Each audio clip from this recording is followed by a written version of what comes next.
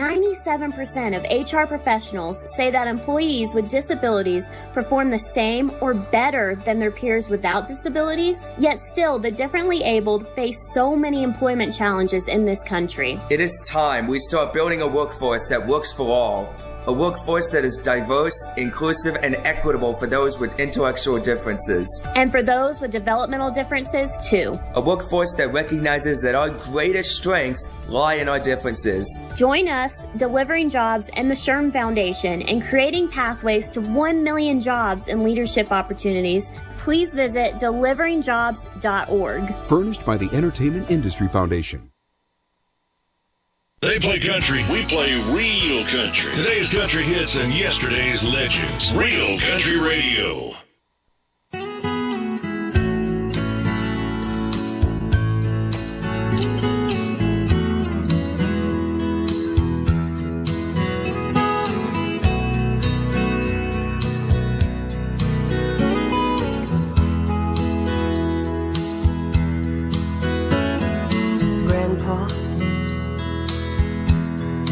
Tell me about the good old days. Sometimes it feels like this world's gone crazy. Grandpa, take me back to yesterday, when the line between right and wrong didn't seem so hazy. Did lovers really fall in love to stay, stand beside each other, come what may? Promise really something people can't, not just something they would say. Families really bow their heads to pray. Daddies really never go away. Oh, oh, Grandpa, tell me about the good old days.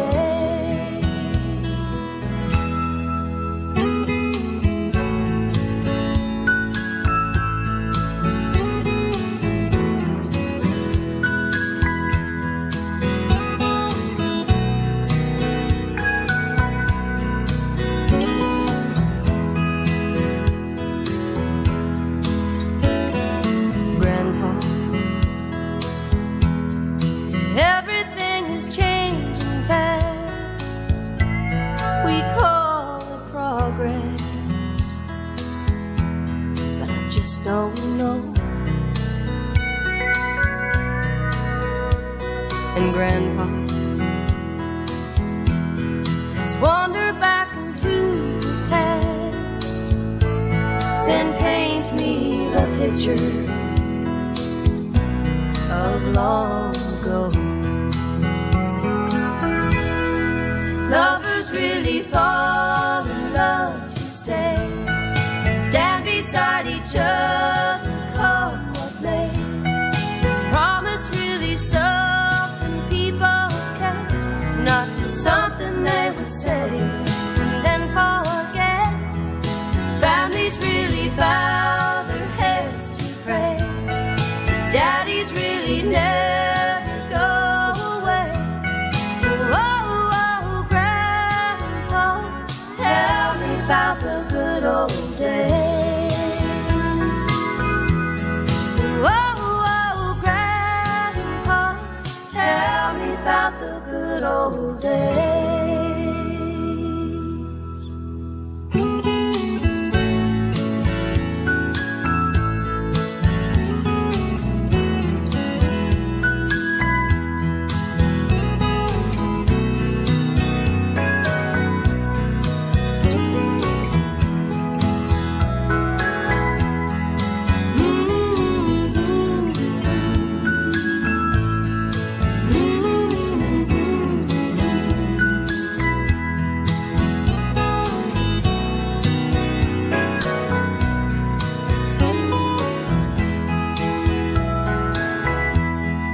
Families really bow their heads to pray. Daddies really never go away. Judge, Grandpa, tell me about the good old days. It is National Bacon Day. You can enjoy that while watching a Kevin Bacon movie, I guess. Zach Brown Band, here's Whatever It Is Now on Real Country. She got eyes that cut you like a knife and her lips that taste like sweet red wine, and her pretty legs go to heaven every time. She got a gentle way that puts me at ease, and when she walks in the room I can hardly breathe. Got a devastated smile, knock a grown man to his knees. She got one of them idiots, it blows me away. She's everything I want to say to a woman, but I couldn't find the words to say. She got one of them idiots, I don't know what to do. Every time I try to tell her how I feel, it comes out, I love you. You got whatever it is.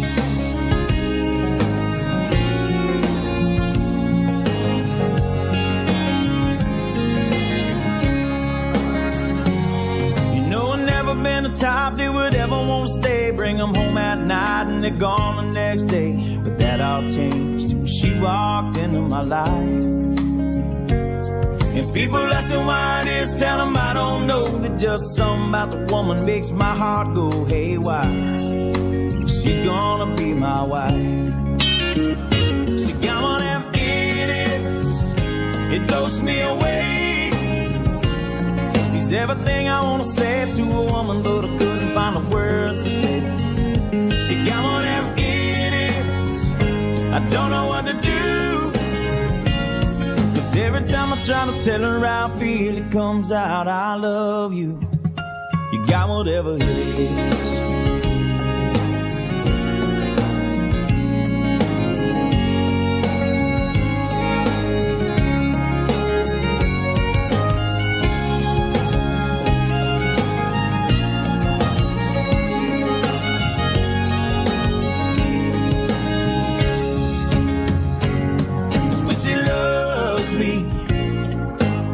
That's how I feel. 'Cause when she loves me, I'm on top of the world. It's when she loves me, no, I can live forever. And when she loves me, I am untouchable. She got one of them idiots, it blows me away. She's everything I want to say to a woman, but I couldn't find the words to say. She got one of them idiots, I don't know what to do. 'Cause every time I try to tell her how I feel, it comes out, I love you, I do. You got whatever it is. Oh, you got whatever it is.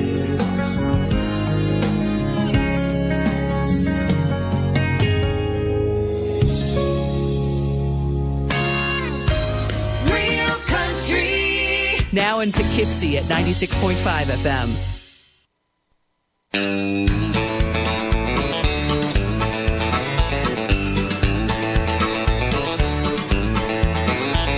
Well, I went down to the Grundy County auction where I saw something I just had to have. My mind told me I should proceed with caution, but my heart said go ahead and make a bid on that. I said, hey, pretty lady, won't you give me a sign? I'd give anything to make you mine on mine. I'll do your bidding and be at your beck and call. Yeah, I've never seen anyone looking so fine. Man, I gotta have her, she's a one of a kind. I'm going once, going twice. I'm sold on the lady in the second row. She's an 8, she's a 9, she's a 10, I know. She's got ruby red lips, blonde hair, blue eyes, and I'm about to bid my heart goodbye.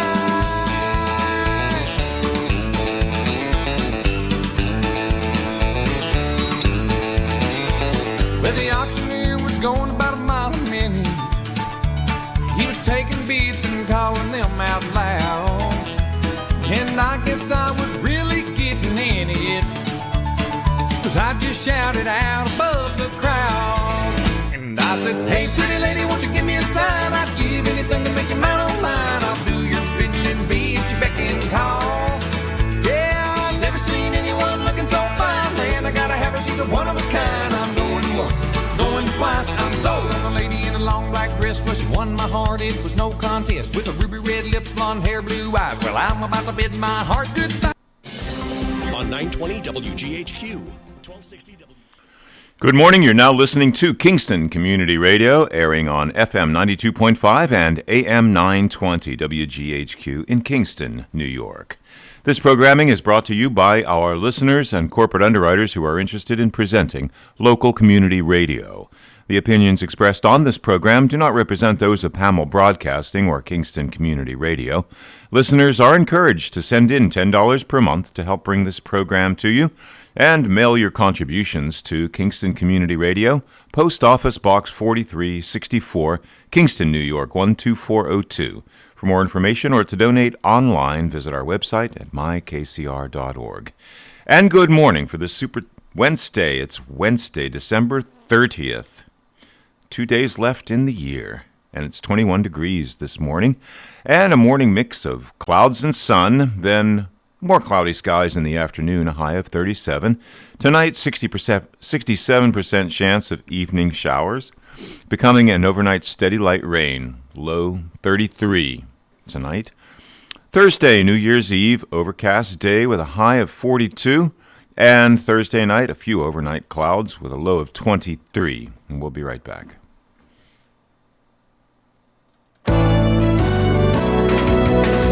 You're listening to Kingston Community Radio on WGHQ Kingston. On your radio at 920 AM and 92.5 FM. And also online at mykcr.org. Do you love the festive decorations and colorful lights of the holiday season? Visit Central Hudson's Instagram page, Central_Hudson, to vote for your favorite photo capturing the best decorated home in the Hudson Valley. Be sure to follow our Instagram page so that you may choose your favorite photo. Hurry, voting ends at noon on Wednesday, December 30th.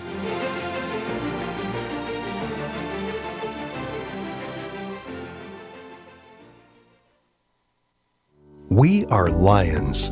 We bring hope where it's needed. We are a global force for good. Support causes that matter. Change lives. Change communities. Change the world. We can do more together than we can alone. Join in. Experience the joy of serving. Be part of the movement. Give back. Let's unite the world for good. We are Lions. You can be too. Visit weserve.org. Hi, my name is George Post from Ulster Park, New York, and I support Kingston Community Radio, and so should you. Where else can you speak to your local representatives on the air and have your questions answered? So thank you, and support KCR. And you're listening to KCR, Kingston Community Radio, WGHQ 920 on your AM dial and 92.5 FM, and streaming online at mykcr.org. KCR is talk radio and a call-in show, so call in. 331-9255. That's your number.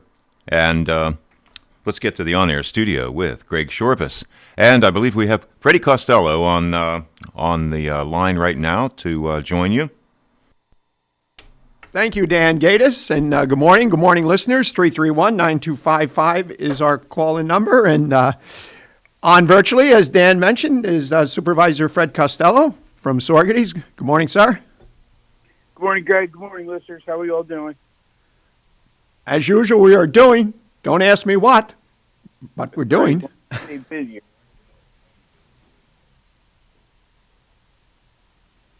You still there, Fred? Yeah. Okay. Okay. Can you guys hear me okay? Okay, yeah, just had to adjusting the volume control. You were quite low.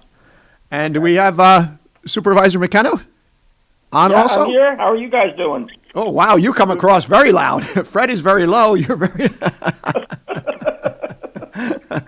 Fine, thank you. You're the first person to tell me that.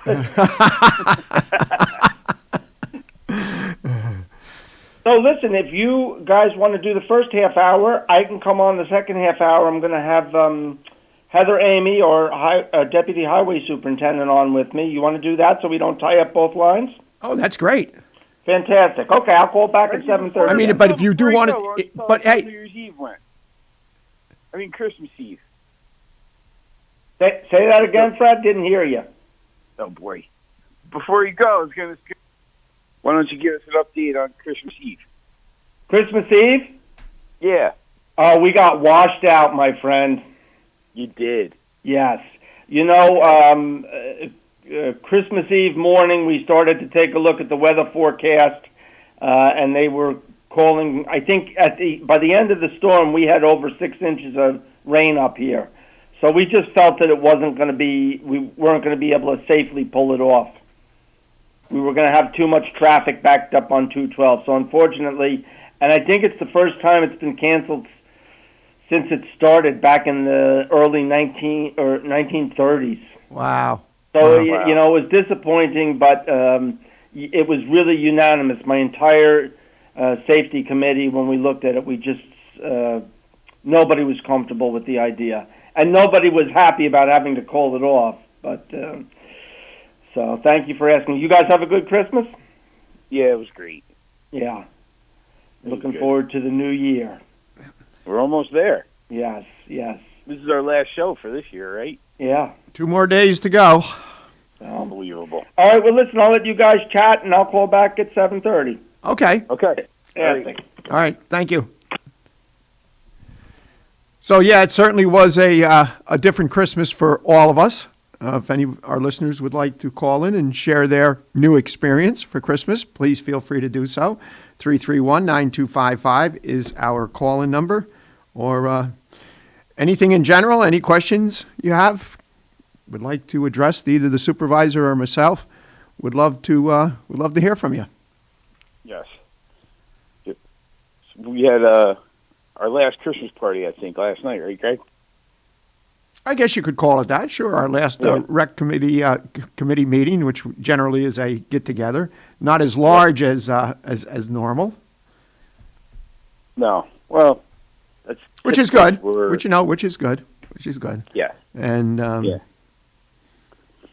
like how you had the times. Like how you had the table set up. There was every other seat at the table, so there was some distancing, and I felt very, very safe.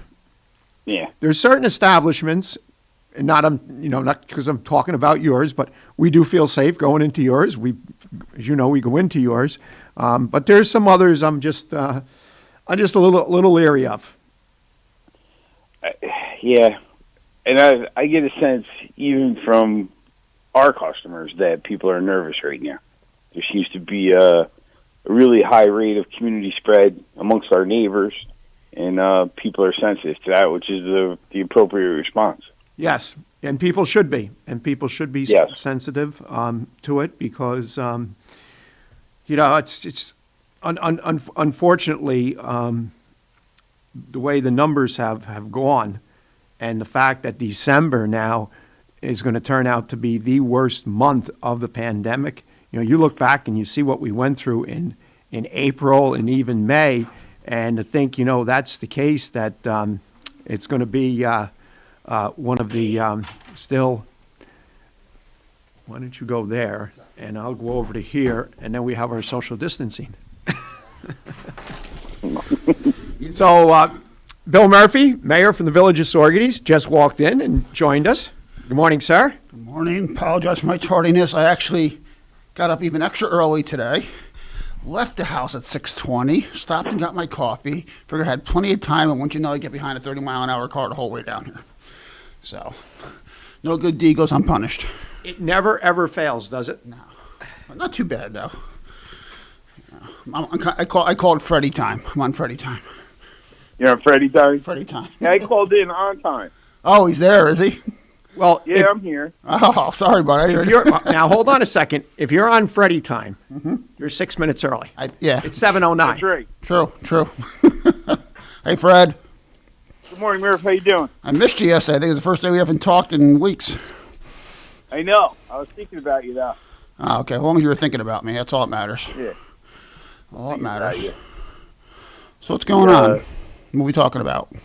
Well, we were talking about Bill McKenna was on, and how for a short bit he's going to join us at 7:30 with his highway or his deputy highway superintendent, one or the other, and how they've. What did he say? Fred, first time in 32 years they had to cancel their Christmas Eve at the Green?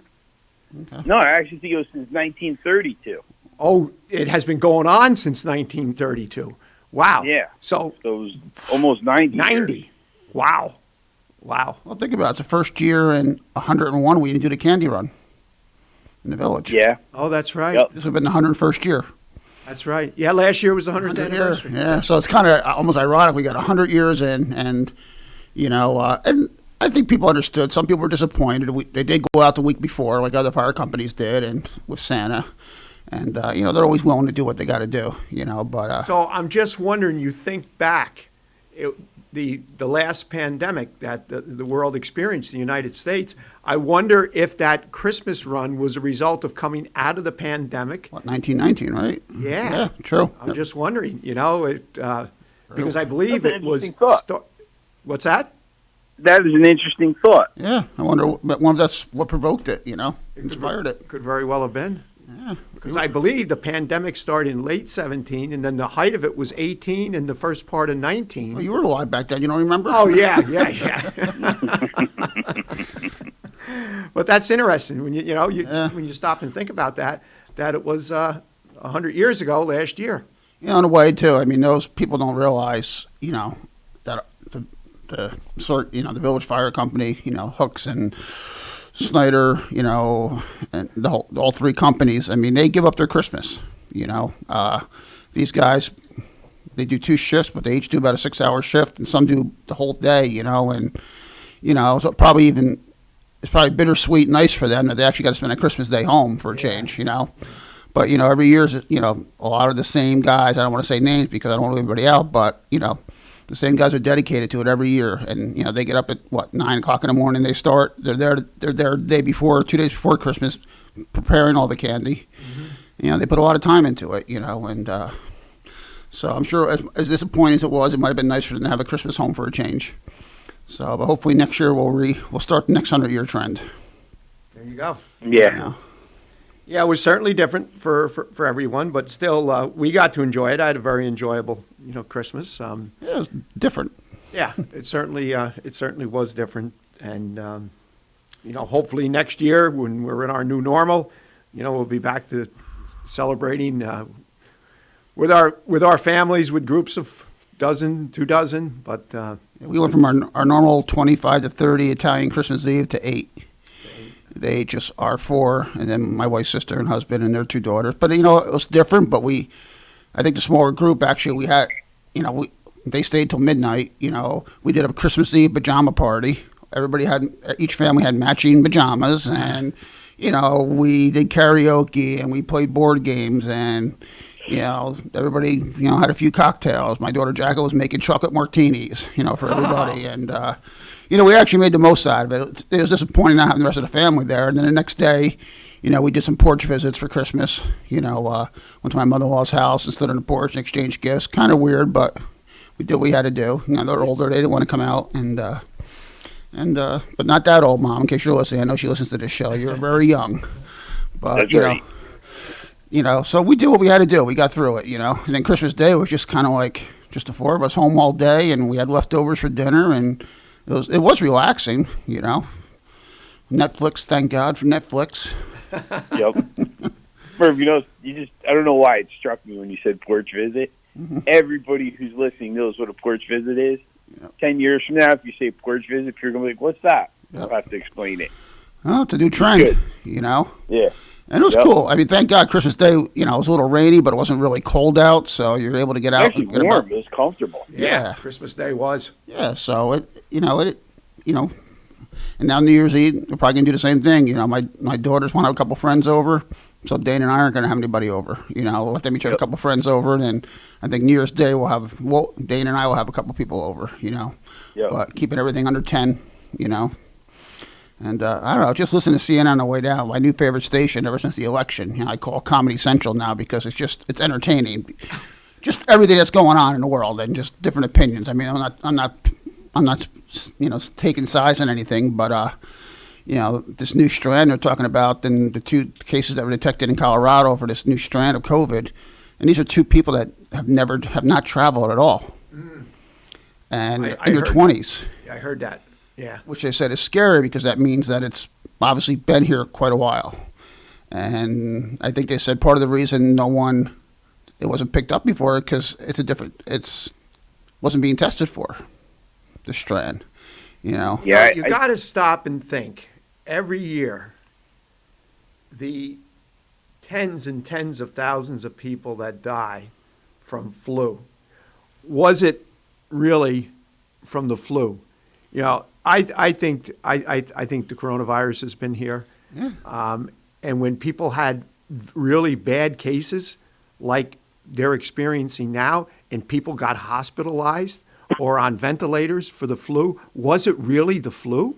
Pneumonia? They don't know because, as you said, they weren't testing for it. They weren't testing for it. Yeah, I think it's obviously something that's existing long before, early 2020 or late 2019. It had to be to spread this far. And I just said the other day that the last continent that didn't have COVID now has COVID, which is Antarctica. They had the first test positive of COVID in Antarctica. How recently? Oh, really? Last week. Oh, last week. Yes, and they're the last continent not to have any positive test. Yeah. So, I mean... there's nowhere left safe. It's... Space station in the moon, and that's it. I tell you, it's changed. I mean, my perspective is constantly changing on it, where I'm getting more and more concerned about it. I mean, I read about that congressman-elect in Louisiana last night, 41 years old. Picture of health. Yeah. Got tested positive on December 18th. Decided self-quarantine at home with his family. Died last night. Yeah. 41 years old. I mean, he was supposed to be sworn in, next week or this weekend or whatever. New Year's Day, yeah. Yeah, today. And it's just, it's scary now. It's definitely more, I've always had a fear of it, but I mean, I think the fact that it's just not going away and staying here. I think, we've all had a degree of fear, but I think it's elevated. At least it is with me. It is with me, too. I know, I've been cautious through this whole thing. Now I would say that I'm more cautious than ever, and do things that I wasn't doing early on. Okay, even though the manner that I was doing it was being cautious. Now I'm just taking that other step. I have to take my daughter, on January 16th, we have to take Jacqueline to college, Coastal Carolina, down in Myrtle Beach. I mean, they got the okay to go. They're planning on going, and I want her to go. She's been home for 9 months now. I mean, she's 20-year-old, vibrant. She needs her space, and she's really looking forward to it. And we literally have to go down and bring her back and cannot be in the state of South Carolina more than 24 hours. That's, without coming back and having to self-quarantine. So, I mean, it's just, it's weird. Like we're looking at all the guidelines. We can, if we stay in the state of South Carolina more than 24 hours, then we have to quarantine for 10 days when we get back, something like that. So we're going down. We're driving through. Mm-hmm.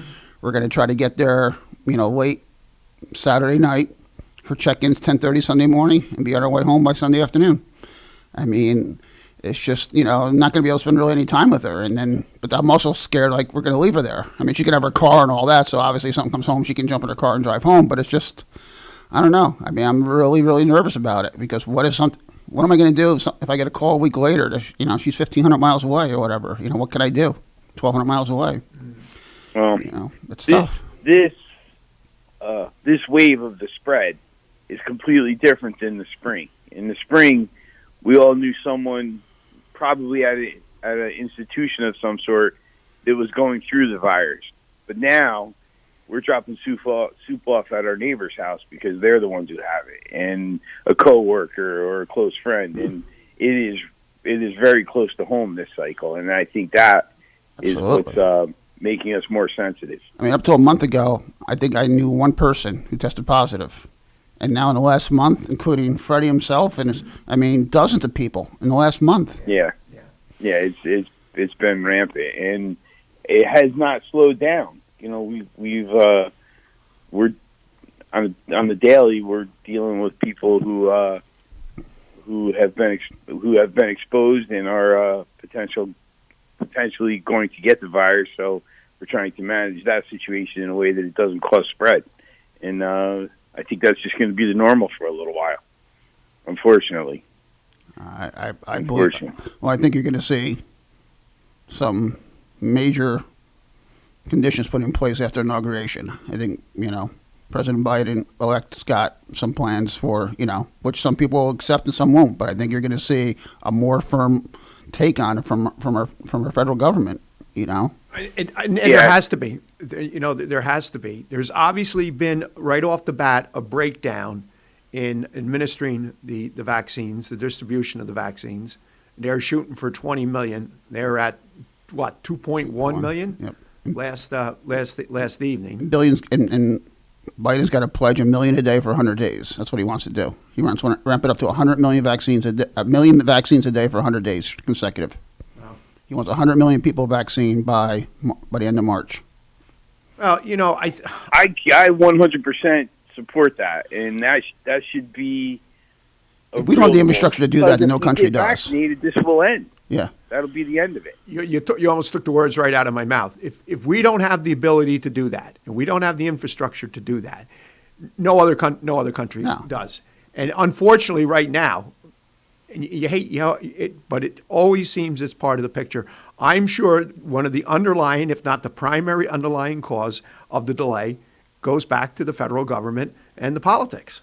I have no question about it. Yeah, no doubt about it. Well, look what's going on with the stimulus check right now, Mitch McConnell. It's not getting the politics on this show, but it's disgusting. Well, yeah, and there comes a point where just everybody, regardless of their political affiliation, do what's right. Exactly, do what's right for the American people. Number one, do what's right for you. Do what's right for the position that you hold, that the people elected you for. And that's not happening. No, unfortunately, it's not. And, hopefully that's going to change. We don't know. We elected President Biden, or President-elect Biden, and, he got elected, I think, for people want that change and want to see things happen. But we'll see, And I think, what, I'm optimistic. I really am. Too. Absolutely. I am optimistic. And, we were going to have an individual on this morning who is... but unfortunately, he had I think a commitment with a virtual meeting with some higher ups. In fact, would be his mom that calls in every week, Frank Rauschendorfer. Okay. That works for UPS. Now you say, why for UPS? Well, we had quite we ran in for dinner on Christmas Eve, and he's in charge of in the region of the distribution that UPS is doing of the vaccine. Wow. It was quite interesting. And I said, look, I got to get you on the radio. This is some interesting stuff. If you told me that 35 years ago in high school, that Frank would be in charge of that, I would have laughed at you. But, I grew up with Frank, good friends. But, he's really, he's had a tremendous career with UPS, and that's very impressive. I did not know that until he told me. And, I don't know how we got on the subject. We were at the Avenue. Jen and I went to the Avenue Christmas Eve. It wasn't our usual 14 or 15 either. And he was at the other table, came over and chatted, and we got talking. And he said, sure. And but with anything, with that type of position, I'm sure everything changes. Not only daily basis, it could be hourly basis. And just on a side note, a good story about Frank. When we were in high school, Frank used to work midnights at UPS and then come to school. He's been with them that long? Since high school. He started in high school. He would work till 6 a.m. and then come to school. Wow. I know our senior year, and that's when he started with them. He started part-time with them when we were in high school. I vividly remember that. He was like, I remember him saying, Murph, I think at least our senior year, if not probably longer, but he would work the overnight shift and then come to school the next day. I did not know That's how long he's been with UPS. Wow. So he's been there a long time. Yeah, he's really, like I said, he's really made impressive career out of it. Yeah, and obviously had initiative, worked his way up the ladder, and has promoted himself, and has done real well for himself. Very impressive.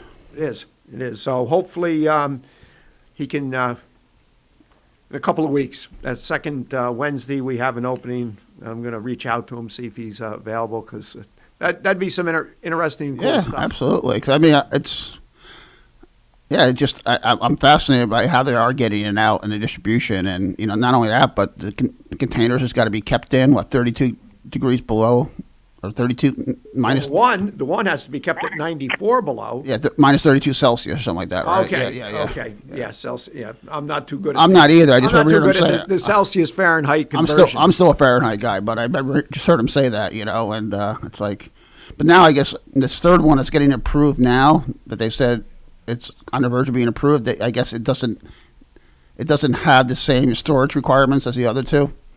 Yeah, and Moderna is much less. Much less, right? Moderna, the second one, yes. Okay. Now, I believe this one coming, Johnson & Johnson?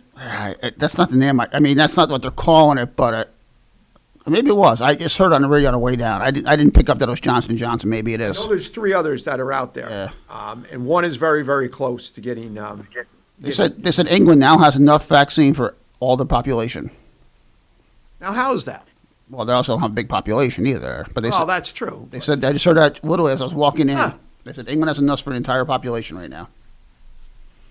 So. One of the rubs with the newest vaccine, though, is that the effective rate was only 70%. Right. Which isn't as good as Moderna and the Pfizer vaccine. But I think it was AstraZeneca. Right, that's what it was, AstraZeneca. Okay, yeah. Okay. But they also said that the normal flu vaccine is only 70-75% either, I think they said. Yep.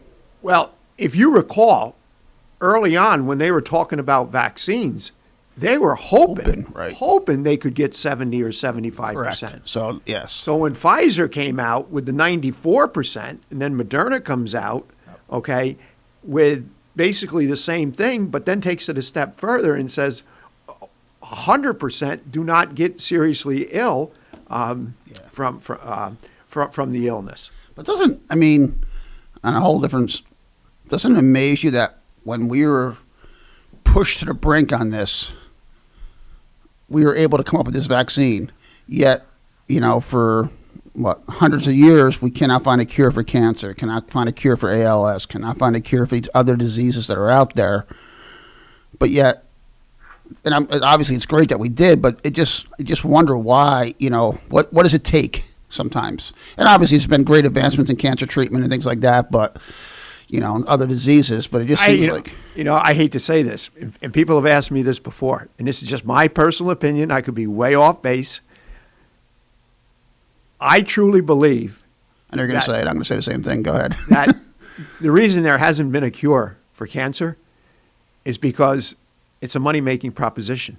There's more money in finding a cure than it is having a cure. Absolutely. I agree. And the jobs that would be lost.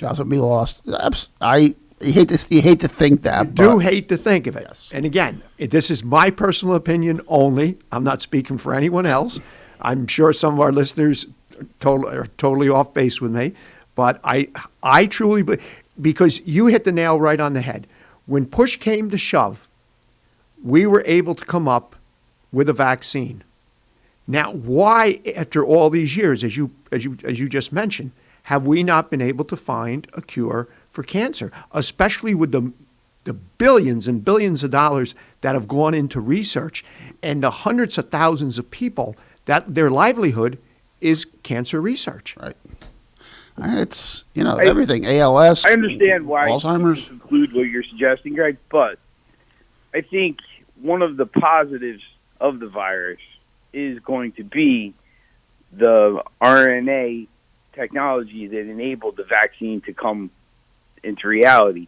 This is something that's never been done by science before. Sure. It's a brand new way to develop a vaccine. Prior to this, they would grow virus on eggshells, harvest it and kill it, and make a vaccine out of it. Now, this one they're able to do in less than a year because they actually fragment the DNA code of the virus and inject pieces of that virus into our body, and that will spawn our natural immune system to create antibodies. I think the exciting thing about it, beyond that it will get us through the virus, is that it's the opportunities to cure other diseases, I think, are almost infinite. And now that this technology is proven to be working and effective, the applications for it, I think, are going to really be a sea change moment for the medical community and the opportunities to cure many, many other diseases. Well, let's hope so. Obviously, as usual, Fred's always smarter than we are, Greg. But that's okay. No, it's a great point. I hope so. Like you said, we got to take something good's got to come out of this, and maybe that's it. And maybe that's going to create more jobs in research and areas of that, and get us, get our economy back too as well. Yeah, I think there's a fair amount of local young folks. That's it. It's a good opportunity for younger folks. Yep. Kind of exciting. I mean, I have two daughters in college. One in college, one going to college. I mean, listen, there's going to be more opportunities in that field. Absolutely. So we are at the bottom of the hour. We will be back in a few listeners with Supervisor McKenna, Supervisor Costello, Mayor Murphy, and I know Supervisor McKenna is going to have either his highway superintendent or deputy on. So it should be a good half hour with the five of us. It's all yours, Dan. Okay, and thank you, Bill Murphy, and we've got Fred Costello online and Greg Chorvas. Thank you for bringing us around for this first half hour, and thank you, Bill McKenna. You're listening to KCR, Kingston Community Radio, on AM 920 and 92.5 FM. My name is Dan Gatis, and it is 7:31 a.m., Wednesday, December 30th, and 23 degrees here in uptown Kingston. A morning mix of clouds and sun, then more cloudy skies in the afternoon, a high of 37. And tonight, 67% chance of evening showers, becoming an overnight steady light rain, a low of 33. Thursday, New Year's Eve, overcast day with a high of 42. And New Year's Eve night, a few overnight clouds, and a low of 23. We'll be right back after these messages. You're listening to Kingston Community Radio on WGHQ Kingston. On your radio at 920 AM and 92.5 FM. And also online at mykcr.org. Do you love the festive decorations and colorful lights of the holiday season? Visit Central Hudson's Instagram page, Central_Hudson, to vote for your favorite photo capturing the best decorated home in the Hudson Valley. Be sure to follow our Instagram page so that you may choose your favorite photo. Hurry, voting ends at noon on Wednesday, December 30th.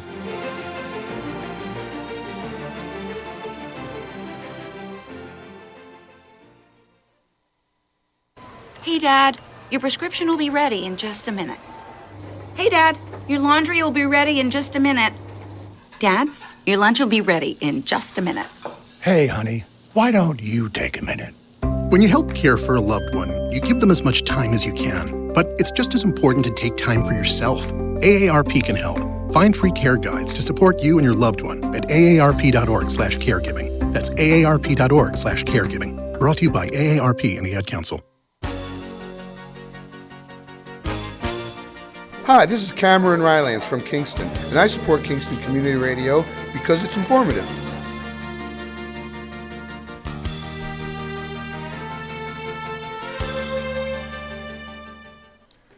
And you're listening to Kingston Community Radio, AM 920 and 92.5 FM, and streaming online at mykcr.org.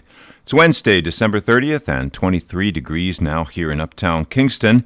This upcoming portion of Kingston Community Radio is brought to you by Ulster Savings Bank.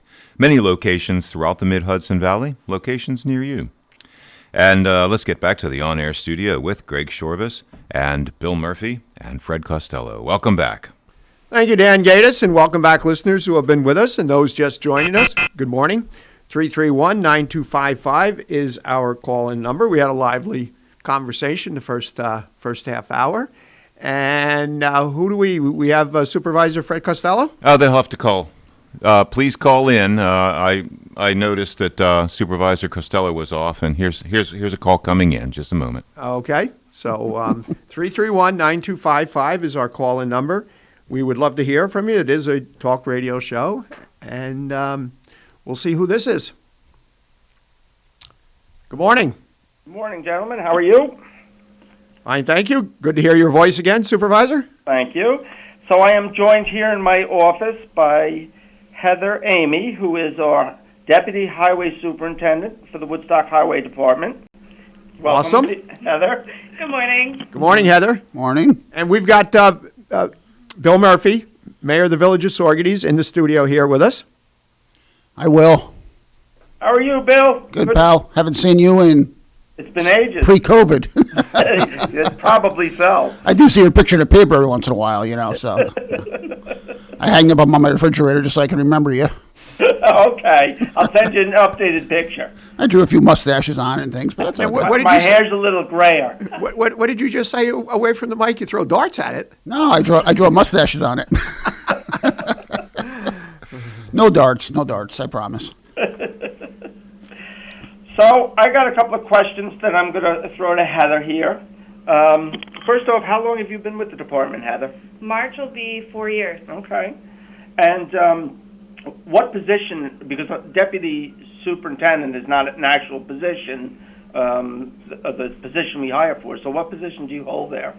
So I was hired as the secretary for the highway department and became deputy just about a year in. After that, okay. Congratulations. Thank you. The highway secretary prior was also deputy, so it was following in her footsteps.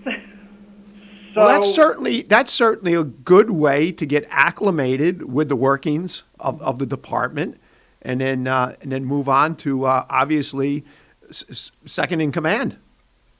Yeah, there's two deputies. There's another one, Scott Bonesteel, and he handles most of the on-the-road stuff, and I do most of, I don't want to say all of, I do most of in the office. Nice. And how big a department is it?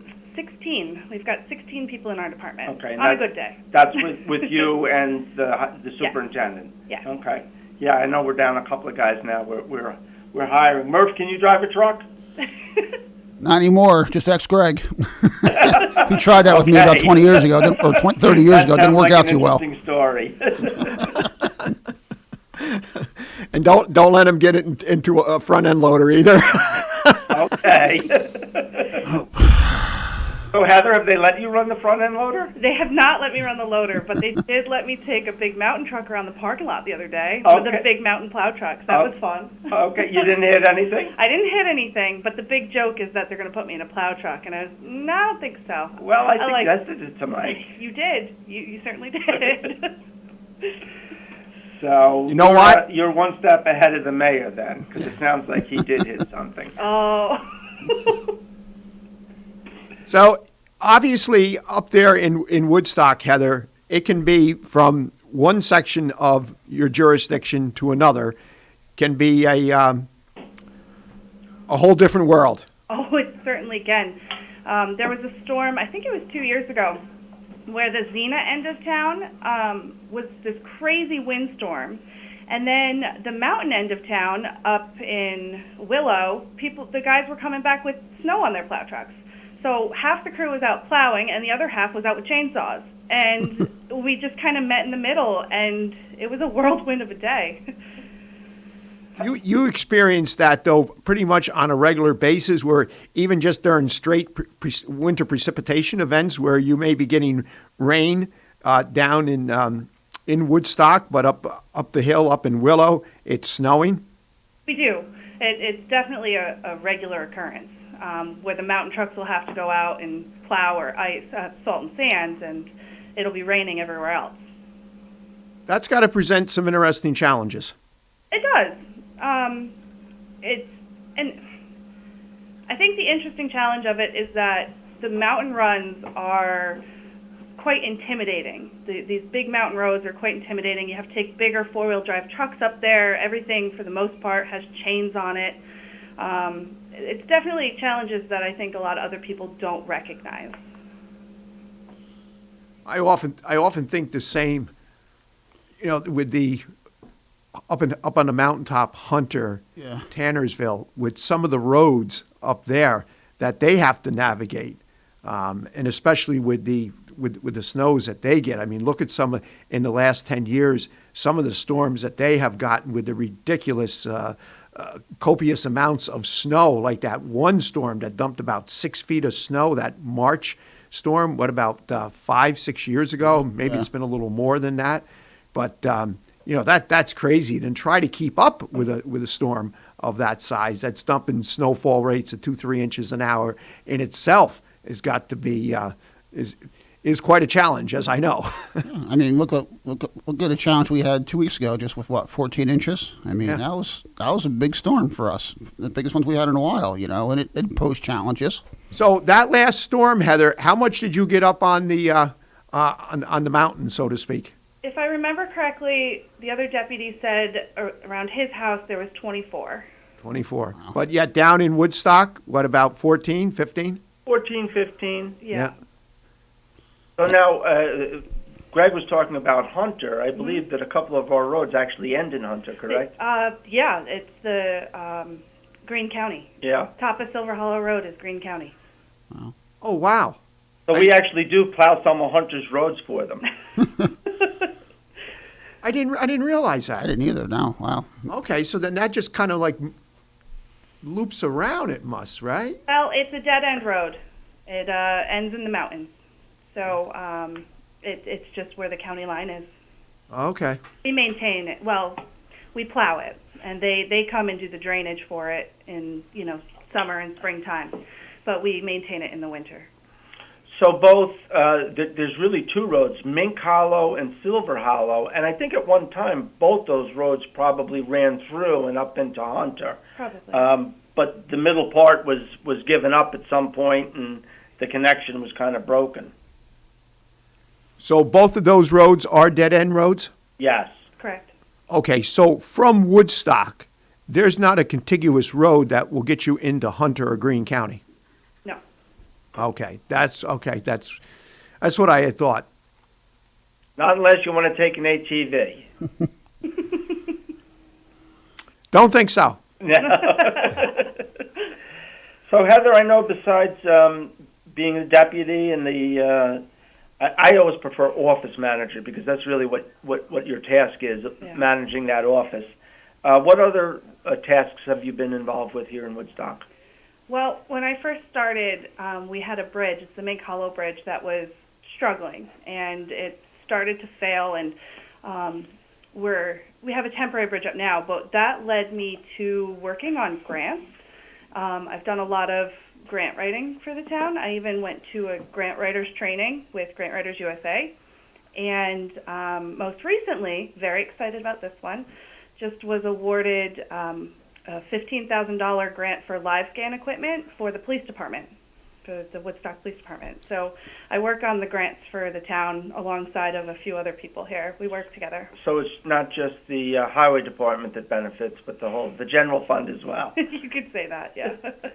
In this day and age, to get grant funding, it's so difficult, especially in this pandemic era. Good for you. That's good to hear. So obviously you're using your resources outside of the specific department that you work for. Yeah, and Aaron Bennett with the county, he was wonderful in getting me acclimated to grant writing when I had to start with some of these bridge projects that we were working on. What's your grand total at this point? What's my grant total? Hold on, I have it written down. Digging for it.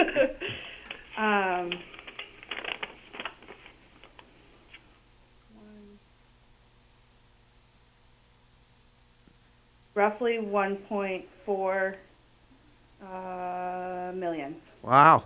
That's impressive. So that's in less than 3 years. Right. Not all awarded. I mean, well, it was all awarded. It just hasn't come to completion yet. Right. Good. And there Good may for be you. one or two that we don't actually end up using at the end of the day. Sometimes with these grants, the requirements that they put in make the project even more costly. Yes. But impressive that you're getting the grants. I mean, thank you. To get them is a real pat on the back. You're right on the other part, Bill. Recently we're finally utilizing a $200,000 grant that I got from Senator Amador 4 years ago.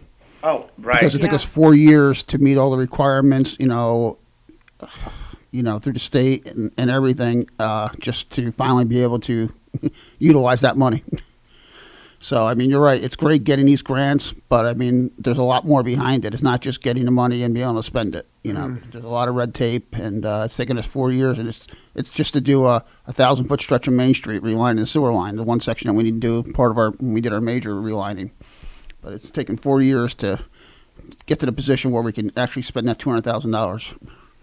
You think they would have, over the years, they would have streamlined that more than what they have. And I realize, they've done somewhat where now you got the CFA, where you got the consolidating funding that usually gets announced. Of course, it didn't this year in May, what their emphasis is on. But I remember what we went through at the Glasgow Mini Park with the grants. Just some of the 3 years. Yeah, and as both of you alluded to, all three of you alluded to, sometimes it ends up being a little more costly. Yeah, it can be. We'll go back to all the funding we got from the hurricanes, the storm relief funding, the $3 million we got. Mm-hmm. I remember when that came out right after, in 2011, 2012, and the whole idea was, Como wanted this money out and people using it right away. We just finished using that $3 million. We're actually still working on it. I mean, we got a lot done with it, but it took years. We're just finishing up our last portion of that with the pre-filtration plant. At the reservoir. But it's taken us that long to get. The first thing we got done was the beach, which was 3 years ago or 4 years ago. But I still remember having those calls, and we had to form a committee. We had to make a list of what we wanted, because they wanted that funding to start immediately in the spring of 2012, and here we are 2020, and we're still trying to spend the money. But it was great funding, and it did provide a lot of. It certainly worked. It's certainly a lot of work and a lot of effort. Obviously, you've been very, very successful, Heather, with that 1.4 over the course of the past 3 years. You've obviously put quite a bit of work and effort into it. You want a job at Saugerties? We can. No, you stay away. Well, I've been very blessed. I've worked with some really great people who have helped me through it, and we're also very blessed to have a lot of our town be part of the Ashokan watershed and their stream management program, which, if I'm not mistaken, is through Cornell Cooperative, is incredible. Some really good people over there that have really helped us out a lot with that. They've been a great asset. I know it adds another layer of regulation for us, but for instance, yesterday when Mike and I were out driving around, we ran into a couple of them who were out assessing damage in the western end of the town. Yeah. So you probably work with them on a weekly basis? Oh, yeah, if not more than that. Yeah, I work with them a lot. Okay, so they're another great resource for us. I did have another question. So we have seen, I think over in Rhinebeck, there's a woman who runs the highway department. Mm-hmm. There was a woman who ran in Hurley for a while. But it still is a fairly male-dominated department. Yeah. How is that? Has that raised any challenges for you, or how's it been for you? Well, I'm the only girl in the department, and I work with some really good people. We have a really good crew. The highway superintendent and the other deputy, Scott Bonesteel, they're wonderful. I think mutual respect is a huge thing. Our crew, the ages range drastically. We've got some really young guys, and we've got quite a few guys close to retirement, and we really do get along well. I think we all really do respect each other. I think, I work really hard to keep everybody on the same page and ensure communication between management and the crew. And I really do think we jive well. You hit on a few critical words with mutual respect, one being a biggie, and then the other is communication. Yeah. When you have the mutual respect, when you have the communication, and everybody is communicating amongst each other, respecting each other, more importantly, working together, supporting, cooperating as a team. We've talked about this many, many times. That breeds one thing: success. Yep. And one person can throw a wrench in all that. Absolutely. In any department. Oh, yeah. Amen. We've all seen it. It certainly comes with its challenges every now and then, but for the most part, I think, like you said, it's quite successful. So how did you make out with, as far, did you get your full allotment of CHIPS funding? Minus the 40% reduction. Oh, so you encountered a 40% reduction? I think, right? so my understanding from Pam, the bookkeeper, was that there was a $61,000 payment. 62. 62. So I submitted everything for our chips and Pave New York and EWR. I submitted everything 70% minus we the got. 40% reduction that everyone got across the board. 30% reduction.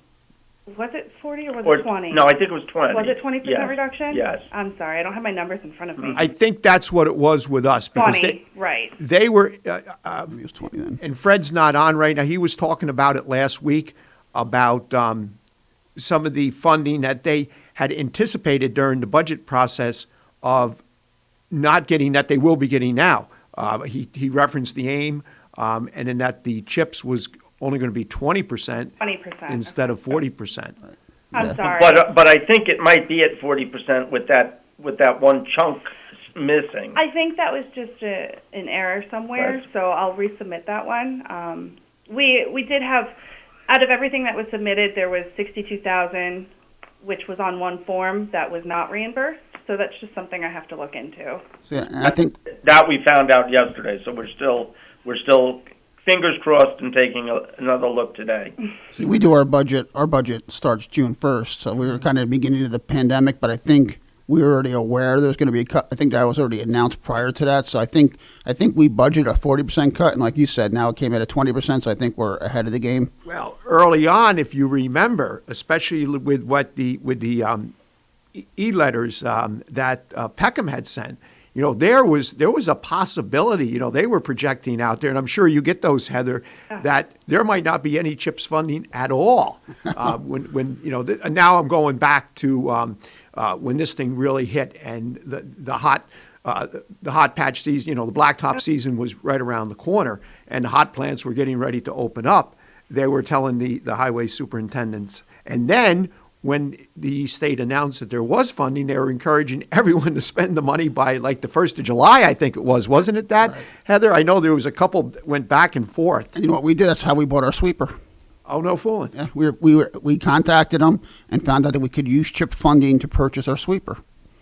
There's a lot of municipalities that actually roll over because Yep. if you don't use your CHIPS funding, specifically in the CHIPS line, if you don't use the total allotment, it'll roll to the next budget. But this year, everybody is like, we got to use this. Yeah, because don't want to lose it. Next year is uncertain, and that's a bit terrifying. Yeah, my office staff looked into it, and because I think our sweepers, give or take, $100,000, $150,000, and we had about 60 or 70 fund balance in CHIPS, and we were able to apply that towards our sweeper, which is huge. Because we need a new sweeper. Our old sweeper was about 30 years old, and we were spending more money to maintain it than it was worth. So, and it's, that's something in a village, like I'm sure you need. You got to have that. You have to have a sweeper. Absolutely. I mean, hey, when people come into your business district, that first impression is big. It's huge. And this new one's a lot more, what they say, it's dual instead of single, or vice versa. So it's a lot easier to maneuver, correct. Yeah, just the way it's set up, and and again, like you said, when you have a vibrant business district, you got to have it. It's important. And I think the last one, the other one was so old, if you got behind it, it's like driving behind a dust storm. It's certainly a very high maintenance piece of equipment. Oh, they are, yes. But I think the newer ones too are made to be more, from my guys say, they're easier to work on, and much, obviously, it's been 20 some odd years since we purchased one, so we think this one will be much easier to maintain than the previous one. Sure, and the technology that I'm sure has come, and I'm sure just like a lot of things, a lot of your sanders now, et cetera, right, that are computerized. I know our de-icing that we do in the parking lots at the police station, et cetera, the high use areas, that's all computerized. So it kind of takes out the human error, operator error, and then also waste of product, which translates into waste of money. I always remember talking to my grandfather-in-law, who's now deceased, Jim Rucci, and he's an old Glasgow guy who worked for the state I knew DOT. Jim well. And he used to tell me that he was a sander, but you know what the sanders were in his day? Back in the truck with a shovel throwing it onto the road as they drove down the road. Yeah. That's how worked. it was. And I just want to go back to something you said earlier about communication, Heather, and I have to just give you a little pat on the back because I think that's probably, among many, your strongest suit. Thank you. You've the communication, and not just within the department, but between the different departments, because ultimately we all really have to work together to make this happen.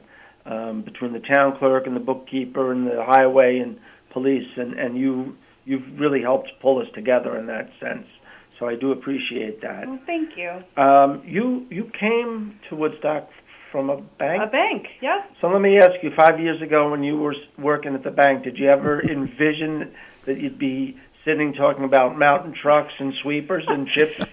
It's so funny because when I worked for the bank, the girls there, we always had this kind of running joke going, because every time, a lot of county guys and it was over in the town of Olive, so a lot of the town guys would come into the bank, right? And the running joke was, oh my gosh, look at that truck, I want to drive it. Or so you did talk a little about it. I did, and it was always the running joke, like, oh, let's go see if Heather can run that truck today.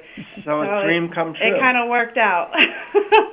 I'm actually trying to get Heather to move to Woodstock so we can run her for highway superintendent when Mike retires. So you know what you need to do, Heather? Yes. We always have Zamboni Monday. It's the day after we close the ice arena. You need to come down, get on the Zamboni. Oh, my God. We'll take some pictures and some videos and then distribute it to your crew up there. I would love that. We will make that happen. Oh, my gosh. You know what? I'm a little pissed off because I was never invited to ride the Zamboni. What time? Come on. You have a legacy, Bill. Yes, very good, Dan. That was good. That was a very good jump in, Dan. And? Please stay out of my conversation, Dan. Okay. All right. Sorry. That was my one for the day. That was good. That was good. You know what? I'll tell you Like what. You're more than invited, but just let me. I have to know in advance because I have to contact our insurance and increase our liability coverage, our insurance coverage fourfold. I'm going to go over your head. I'm going right to Kleeman. Going right to Kleeman. Rob, I want to drive the Zamboni. We got to do that. You know that, Heather? And then post that video. That would be cool. Oh, yeah. We're going to do it. We won't do it the first Monday in January. We'll plan to come down the second Monday. Well, no. This is end of the year. This is end of the year when we close. Oh, when you close? Yes, it's always we always close on a Sunday. So Zamboni Monday is the day after we close because if you wreck the ice, who cares? We don't care. Right. Oh, We just can't wreck the Zamboni. So when is that going to be? That's put it on the calendar. That's going to be in May. I'm not looking to drive the Zamboni. I just want to get the. Oh, you big chicken. we might have Heather working for us by then, Greg, so don't worry about it. Oh, you can steal her as a grants writer. I'll steal her as a grant. There we go. I think so. And guess what? Bill McKenna will have contracts out for us. I'll have contracts out on both of you. We'll both be assassinated. You just stay away. I might. Oh, I won't say that. Never mind. And we're coming down to where I'm getting a signal where we got 1 minute before we're ready to go. And so Heather, throughout this past half hour, I heard your boss there say he's giving you a lot of pats on the back. Maybe a suggestion, Supervisor McKenna, a nice pat in the paycheck, maybe instead of on the back. Well, thank you. So we'll see what we can do. And actually, just to be clear, I'm not her boss. I'm only the supervisor. She works for the superintendent. You're still the head honcho of the town. So we've been very, very fortunate this past half hour, not only to have Supervisor Bill McKenna on with us, but Deputy Heather. I forgot your last name already. Amy. Heather Amy. Heather Amy. How did I forget that? Two first names might have thrown you off. That could have very, very well be. Well, Heather, thank you very much. We're going to have to get you back on the show. I'm looking forward to that Monday in May. I'm going to have to get a date from Mr. Kleeman, and we'll have a little fun. And Heather, it's B Murphy at villageauthorities.org. So if McKenna screws up, just let me know. Thank you, guys. Have an awesome day. Thank you. Thank you very much. Listeners, we'll be back in a few. Take care. Bye-bye. Okay, and thank you, Bill Murphy and Greg Chorvas, Bill McKenna, and Heather Amy, Deputy Supervisor for the Town of Woodstock's Highway Department. And you're with us here at KCR, Kingston Community Radio, on Super Wednesday, December 30th. 2 more days till 2021. It's 23 degrees right now here in Uptown Kingston, and it's going to be a morning mix of clouds and sun, then more cloudy skies in the afternoon, high of 37. Tonight, 67% chance of evening showers, becoming an overnight steady light rain, a low down to 33. And Thursday, New Year's Eve, overcast day with a high of 42. And Thursday night, a few overnight clouds, a low of 23. And this last portion of Kingston Community Radio was brought to you by Ulster Savings Bank. Many locations throughout the Mid-Hudson Valley, locations near you, and we'll be right back.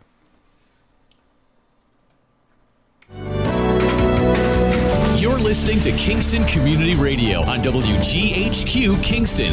On your radio at 920 AM and 92.5 FM. And also online at mykcr.org. Hi, I'm Steve Thomas for Habitat for Humanity Restore. Habitat Restores are nonprofit home improvement stores and donation centers that sell new and gently used furniture, building materials, and appliances to the public at a fraction of the retail cost. The Ulster County Restore at 406 Route 28 in Kingston needs your donations. Call our hotline at 845-853-7499 to schedule your free pickup. And thanks. Do you love the festive decorations and colorful lights of the holiday season? Visit Central Hudson's Instagram page, Central_Hudson, to vote for your favorite photo capturing the best decorated home in the Hudson Valley. Be sure to follow our Instagram page so that you may choose your favorite photo. Hurry, voting ends at noon on Wednesday, December 30th.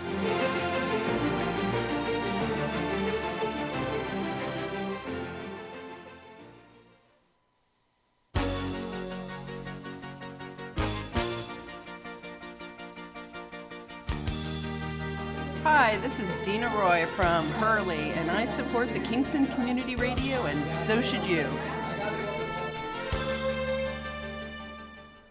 And you're with us at Kingston Community Radio, WGHQ AM 920 and 92.5 FM, the home of Kingston Community Radio. And it's Wednesday, December 30th, 23 degrees here in Uptown Kingston. This upcoming portion of Kingston Community Radio is brought to you by Central Hudson. And let's get back to the on-air studio now with Greg Chorvas, Bill Murphy, and our new guest, Michelle Hinchey, is on the line also. Okay, welcome back. And I always appreciated that. Thank you very much, Dan Gatis, and welcome back, listeners who have been with us. We had a lively half hour. That was awesome, the last half hour. And those listeners just joining us, welcome. Good morning. 331-9255 is our call-in number. And fill some airtime while I get the birthdays, Mr. Mayor. We do have birthdays, okay. We can welcome Michelle Hinchey. She's on the line now. Hi, Michelle.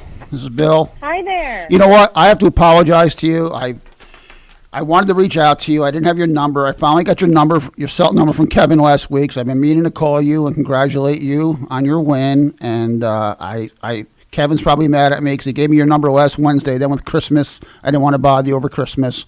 And I was actually had a note on my desk to call you today. When I came into the radio station and found out you're going to be on the radio, I figured it would save me a phone call. Well, there is two birds, one stone here, but thank you so much, and call me anytime. Absolutely. I'm so excited that you pulled it out and you're going to be representing us. So, much congratulations to you. It's very well deserved. Thank you. I'm looking forward to working with you. It is. It's absolutely awesome. It was awesome news considering that was one remarkable comeback. Considering I lost track of it, and then all of a sudden my wife goes, 2 weeks after, or a couple weeks after that, she goes, Michelle won. I said, Michelle won? What? And I'm looking in the paper, and she saw it on Facebook, and I'm trying to find something in the paper, and it wasn't in the paper yet, but you had posted something on Facebook, or Kevin had, and I'm like, holy cow, that's awesome. So the way I found out about it, we were finishing blowing water lines out, and it was getting dark, and this truck pulls up behind me. I was checking on the guys. I was leaving, and Kevin Hinchey jumps out of the truck and says, "Come on, we're going over to Sue's. Michelle pulled it out." I says, "What?" So I says, "I have to go home and take a shower. I already have other plans. Tell her congratulations. I'd love to be there." But that was just remarkable, because obviously leaving the stable there election night, it didn't look so good. But man, it just was awesome news. Yeah, and I only caught the tail end of your dad's term. I know he did a lot of work with Mayor Yerrick, so I'm looking forward to reinvigorating the Village of Saugerties Hinchey relationship going forward. Absolutely. Just be careful what you wish for. I'll probably bug you. So we got to do birthdays. So if you just give us a minute, we'll do birthdays. I believe we have a couple. I have two here, right? Awesome. Okay, I have happy birthday to Ted Benson from your wife Janine, children Janine, Andy, Kim, Jennifer, 10 grandchildren, and all the great-grandchildren. And then I have happy birthday to Amy McCann from nobody, but, or Paul Holtz, it looks like, from Paul Holtz. So, happy birthday, and Amy McCann. And today's winner of the famous cow pie is Amy McCann. And it says on her thing, please put her in a chance to win a cow pie, so her wish came true. Well, her wish came true, and Amy McCann, when you get the opportunity, get down to Boy's Dairy Milk House right here in Kingston, New York at 62 O'Neill Street. Pick up your famous cow pie, which is courtesy of Boy's Dairy Milk House and Kingston Community Radio. And listeners, please continue to send in those birthdays. It's very easy, very simple to do. You can email to kcr921@gmail.com. You can postal mail to KCR, Kingston Community Radio, P.O. Box 4364, Kingston, New York, 12402. Once again, Amy McCann, congratulations. Enjoy your cow pie and have yourself an awesome day. All right. Good stuff. Yes. So, Miss Hinchey, what do you have to discuss today with us? Yeah.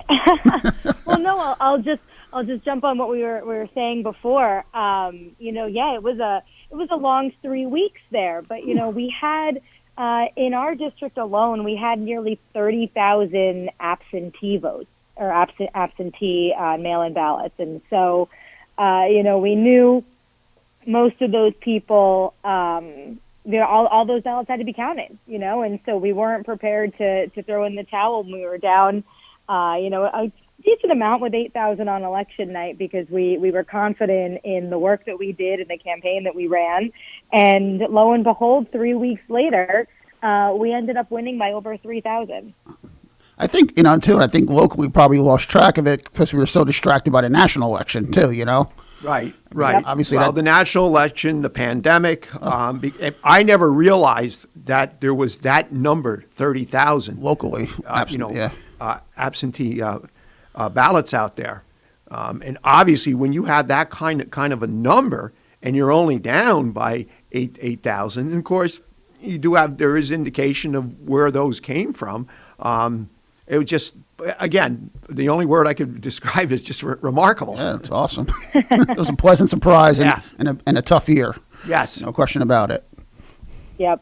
It just shows, we followed the same national trend. It's true. I mean, even us, we were following the national too. And when we finally got our final absentee ballot number, we were like, okay, this is tracking across the country. And, a lot of people, we in New York State don't have, hopefully we do moving forward, and there's some changes to make, but we haven't historically had an absentee program or a vote by mail program statewide. It's always been excused absences if you're out of the country or you can't get to the polls. And this year, as everybody knows, that was opened up because of COVID-19. And the number just grew so dramatically because people wanted to vote, wanted their voices heard, but wanted to vote safely, and to keep their family safe, and didn't know how it was going to go, especially as the weather was getting colder. And, it's really heartwarming, I think, to see how many people voted this year, too, and wanted to be a part of the process. That's really exciting. It was good to hear the number, and I'm sure you experienced this. Mayor, I'm sure you experienced the same thing. The number of young people that were excited about being able to vote. It was the first time that they were voting. And some of these were 22, 23, 24-year-olds that just never took interest and never partook in the voting process. So that was very, very good to see. And the fact that there was early voting, I think just added to that and given people the ability to not just be locked into one day where they have to go vote. And I think you're going to see, as time goes on, I think you're going to see more and more people take advantage of early voting. And having said that, and this is something that, I had a brief conversation with Ashley with the Board of Elections. There were, just like other states, where I think there has to be, if this early voting, and I truly believe it's going to increase, where it has to end maybe the Sunday before Election Day, so that on Monday there's a chance for the people that work in the Board of Elections to count it, because the pressure that they were under had to be tremendous. Yeah, I think it proved it works. I think there's definitely some tweaks that need to be made to the system. So there is no scrutiny, and so I think you're going to see that process improve. But I think you're right. I think it's going to be the way of the future for a lot of people. I mean, you take a look at some states, Michigan for one, I believe, they never started counting those votes until the day after election. Yeah. Now, there's got to be some improvements to it so you don't have all the scrutiny we had this year, but I think it's setting the table for giving people, more and more people, the opportunity to vote. Because you're right, to pick one day of the year where you have to get out and cast your vote is, It's difficult. It's very difficult for people who have families, who have jobs. Sometimes they're working maybe 10, 12 hours. Traveling. Exactly. There's always the absentee, but I think the write-in's going to, prove to really, because you need that say in the matter. I mean, you need everybody to have the opportunity to vote, and I think this year proved it. With Michelle's election and other elections that were decided afterwards because of the mail-in votes. And it gave more people the opportunity to vote, whether Democrat or Republican. Absolutely. No, I think you're right. I mean, having early voting now in New York State is a game changer. Voting on Tuesday when so many people are working and it's just and living their lives, it's just so hard. And so having early voting is a really incredible thing. And I think some of the changes we'll have to make too. I hope that we do go to a more robust vote by mail program and allowing people to vote absentee if they can and if they need to, if they want to. And one of the things, the reason why it took so long for our races in New York State, you're not actually allowed to count mail-in ballots until a week after the election. Right. So it was really confusing because when people would go to look at full returns, it would say 100% reporting, but it didn't include any of the absentee ballots. Now, that's one of the things that we definitely have to change. What is, if you know, the rationale behind waiting a week? So this is an old law. And it was, typically there's still, especially in a state like ours where we didn't have a robust absentee or mail-in ballot program, which is obviously the same thing, that the numbers just weren't there. And so usually they didn't have a major effect on the ballots and on the outcome of the race, and also making sure that there was enough time to collect all of them. Why they didn't start counting, I think they didn't expect it to really have an outcome on the race. Typically paper follows what's at the ballot. However, obviously not when you have 30,000 vote ballots in the mail. And so as we transition more to that, I'm hopeful, and I know there's legislation at the state level in the works for this, so that they can start being opened when they get in, right? And all of the people at the BOE can start to open them so they're not then held a week later for the next 4 weeks opening ballots. That's what they do across the country, with a lot of the states. That's why in the national level, when we were watching, they were opening mail-in ballots, and people didn't think that we had any here because we were delayed a week. Right. We were delayed an additional week because there was a number of lawsuits also that came up about wanting to kind of block and hold counting of absentees from our opponent. We then had a countersuit that said We need to open all of the absentees. Every vote counts. Everyone should be counted. Let's open all of them. And that delayed it a little bit longer just due to paperwork, and then we were finally able to start. Well, again, it's important to get, I mean, honestly, not for those 30,000 mail-in votes, you may not have won, right? I mean, and that's 30,000 people who have just as much right to vote as people who showed up at the polls that day. Absolutely. So it's a true measurement of the people. Counting those 30,000 votes for people who mailed them in. I mean, it's a truer number. So absolutely. So you won by 3,000. Election night, I believe it was about 8,000 you were down. Am I correct? Yep, we were down by 8,100, and we won. I think actually even closer to 4,000. Wow. So okay, so then it was almost a $12,000 swing. 12,000 votes. Yep. So like 21,000 and 9,000 on the mail-ins, give or take. Yeah. We were never. So when we were down 8,100, that was the furthest we were ever down. When we started counting the absentee ballots, we thought there was a chance, especially in some of the pockets, that weren't as friendly to us or a little bit more conservative. We thought we would be down by more and then kind of make up the difference. And from the first day, we just made up ground. I mean, we won at the end of the day. I think it was about 62 or 67% of all of the absentees. Wow, that's impressive. That's impressive. 67%. Wow. Yeah. Well, and you think a lot of those people believe in science, right? And believe that COVID was real and wanted to be safe, as we said before. And so I think, we had an idea, especially with how many there were, what the trend could be and what we kind of anticipated it to be. But it's far and away in our favor, which was really wonderful. But it's important that, this process not just be COVID related again, because COVID aside, there's many other reasons why people don't get out on election day and vote, Right. We have talked from the start of this that there were going to be silver linings that came out of this. And many of our BMPs, our best management practices, were going to change. Absolutely. Okay. Here's one right here. Yep. I mean, that I could see. I just mentioned a couple minutes ago, I really think early voting is going to take off. I think next year you're going to see far more take advantage of it. And in the succeeding years, I think the number is going to grow. Last night, ABC had a 2020 in review on from 9 to 11. And, obviously focused on COVID and the election and all those things. But it also had a section on, the positive things that have come out of COVID, in our world and in our country. And, Yep. The brotherhood of people, the people caring for people, the people helping people. I've said that all along. I think when it's all said and done, we're going to be a nicer society and more caring society than we ever were before because of what we've gone through. Yeah, I agree. And we talked last half hour with the research and with how they were able to come up with these vaccines with the DNA and the RNA.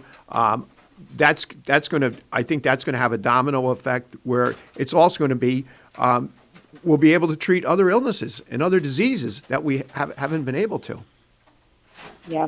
That's exactly right. I think there's, through, as you said, I think everybody's been kind of looking for the good in this because there have been so many really dark days and we continue to see them.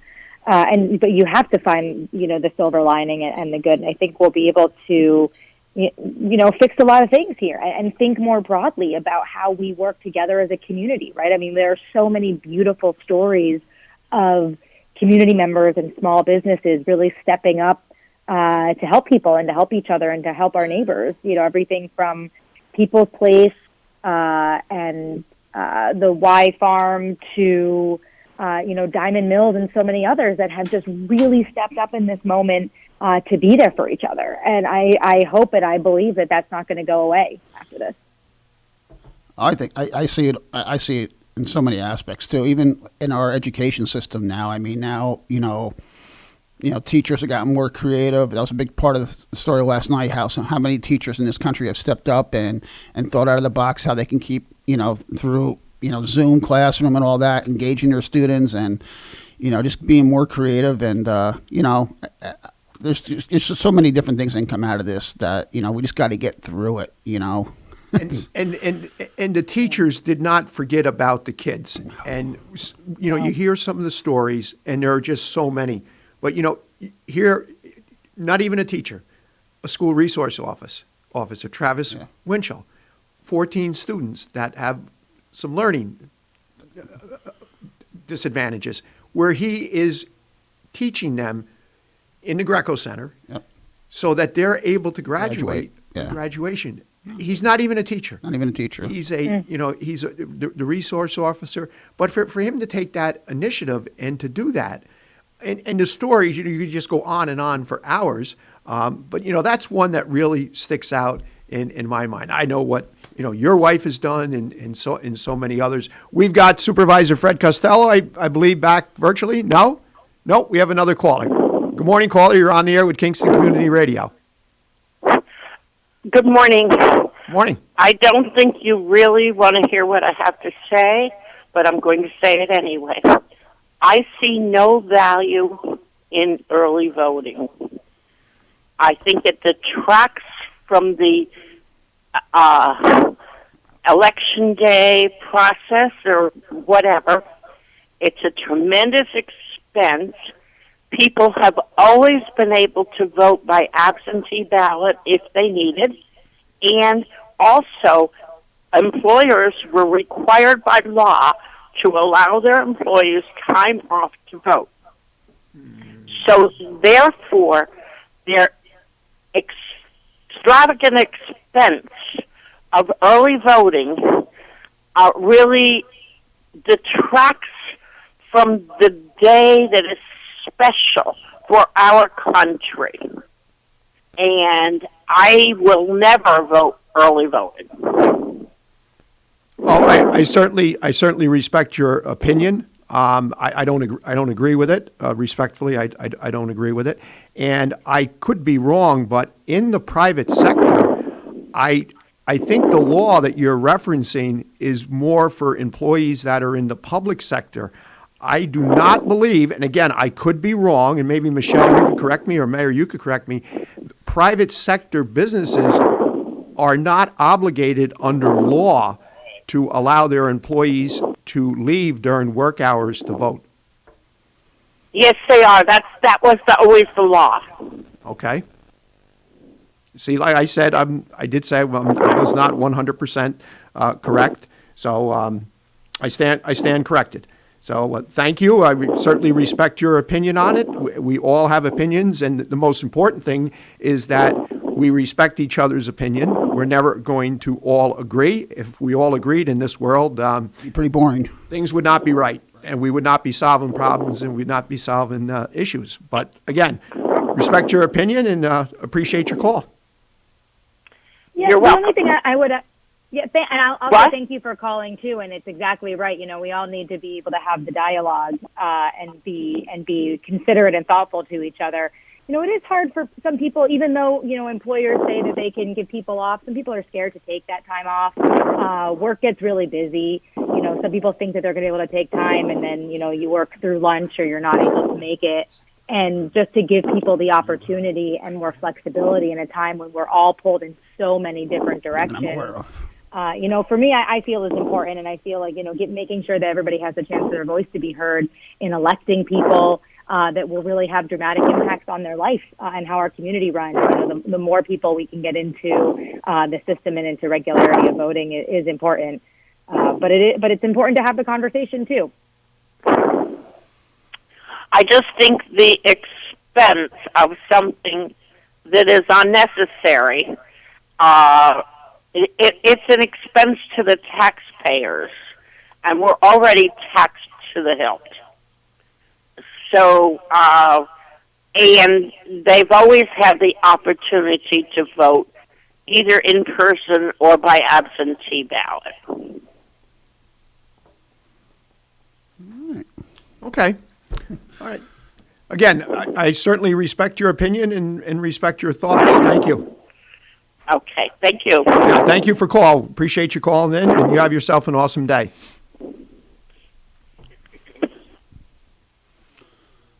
and this is what this show is all about, and this is what everybody. It's good to hear everybody's opinion. And the caller made some points that hold a lot of validity.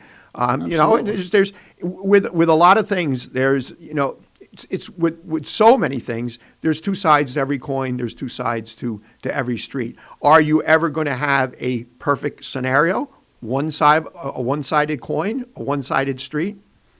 More than likely, no. No, but being able to have that difference of opinion is why we live in the democratic society we live in. Correct. It's very important to have that also. Exactly. Again, the main thing at the end of the day, at the end of conversation, is that everybody respects everybody else's opinion. We're never going to agree all the time. I happen to be where I did not agree with that caller on the early voting, but I certainly respect her opinions. And again, some of the points that she made do hold validity. Listen, perfect example. My best friend in the world, and you know who that is. We've been brothers since we were in kindergarten. Mr. Freer and I, adamantly, were on opposite sides for this past election. I won't say whose side who was on. And we were away in Lake George a weekend in September, all the guys, a golf trip, and him and I got in a tremendous argument over it, which, him and I always fight anyways. You come to fisticuffs? No, I wouldn't hurt him anymore. But that following week we got home and he's sending me some sarcasm, and I finally said, you know what, Stephen, we've been best friends for 50 years. Let's not ruin it over a presidential election. Our friendship's worth more than that. You have your opinion, I have mine. Let's leave it at that. And to his credit, he's like, "You're right. I'm sorry." And I said, "I am too." And we let it go because you can't let politics come between friendships. No, absolutely. You can't let anything. You have to separate it. We've got a caller. Good morning, caller. You're on the air with Kingston Community Radio. Yes, I'd like to express my opinion about the woman that just called a few minutes ago. She's absolutely right. I agree with her 100%. Employers are required by law to allow their employees to vote. Paper ballots and early voting is what got us into the mess we're in today. The first Tuesday after the first Monday, I guess it is, that we vote in November, and that's Election Day. And there should be proof that you are who you are, your signature, your photograph, whatever it is. That's my opinion, and that's how I feel. And I don't think things should change that much. If you're too lazy or if you have a problem getting out to vote and you have proof that you had that problem, then good, vote absentee ballot. Otherwise, go to the polls and vote. Thank you. Thank you. Respect your opinion and appreciate you calling in and expressing your opinion. Thank you very much for that. You have an awesome day. So we're getting near the bottom of the hour. Michelle, you're going to stay on, right till 9 o'clock? Yeah, absolutely. Good, great. So we have a couple more minutes here, and I believe Supervisor Costello is going to be joining us. You have to leave. I have to leave. I have to go back to my day job. You have to go back to your day job. Yes. Yeah. End of the year crunch at IBM, so I got to take care of that. You're a busy man. You wear two hats. Yeah, usually three this time. I was telling somebody last night, this is the first winter in 32 years I haven't had to run basketball, and as much as I miss it and I miss the kids, it's a welcome break for my personal life. I'm sure you've kept track of this. How many years? 32. 32 years. Yeah. Wow. And that's it's amazing. It's actually nice just having a little, especially right now with my daughters being home, and it's been. Even my wife says, she goes, "I haven't seen you just relax in December in 30. Since I've known you. We've been together 28 years." I'm like, well, yeah. I remember more than 30 years ago. excuse me, when I was running, the youth basketball leagues. Unlike you, I was not running all three age groups. Right. You run Biddy, you run junior, you run senior, and then, of course, back then there was no separate girls basketball, which you instituted, and then also a summer youth program, right? Basketball program?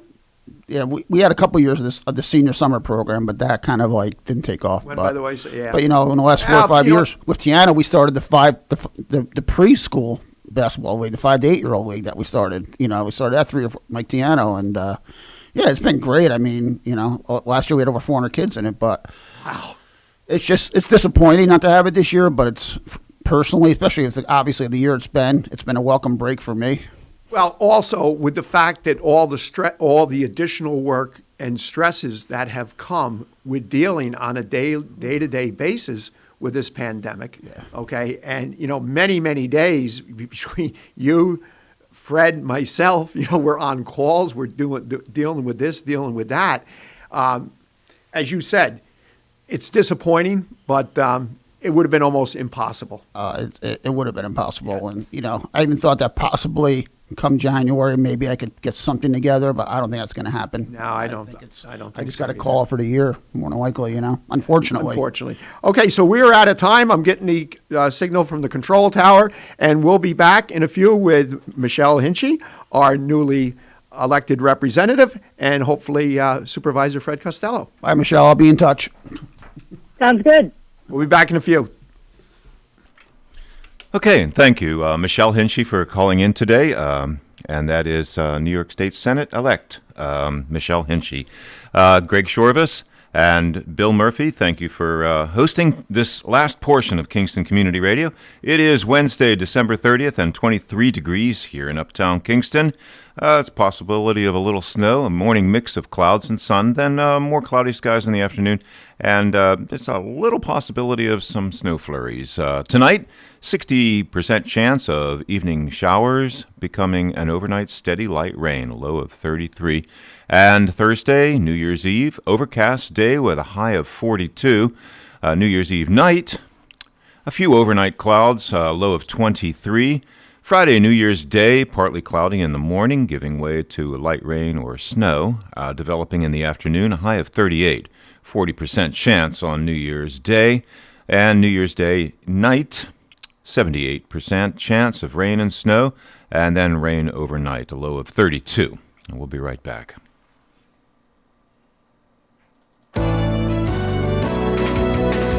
You're listening to Kingston Community Radio on WGHQ Kingston. On your radio at 920 AM and 92.5 FM, and also online at mykcr.org. Hi, I'm Steve Thomas for Habitat for Humanity Restore. Habitat Restores are nonprofit home improvement stores and donation centers that sell new and gently used furniture, building materials, and appliances to the public at a fraction of the retail cost. The Ulster County Restore at 406 Route 28 in Kingston needs your donations. Call our hotline at 845-853-7499 to schedule your free pickup. And thanks. Don't. Just don't. If you see a low-hanging or downed wire, don't touch it. Don't move it. Don't go near it. Don't drive over it. It may be a power line carrying an electric current strong enough to kill. But here's what to do. Stay at least 30 feet away and call 911. Central Hudson will take care of the problem. If you come close to a wire, shuffle away with small steps and watch your step. Wires may be hidden in fallen tree limbs or near water. Your safety matters. Hi, this is Eleanor Arrow from the town of Ulster, and I support Kingston Community Radio, and so should you.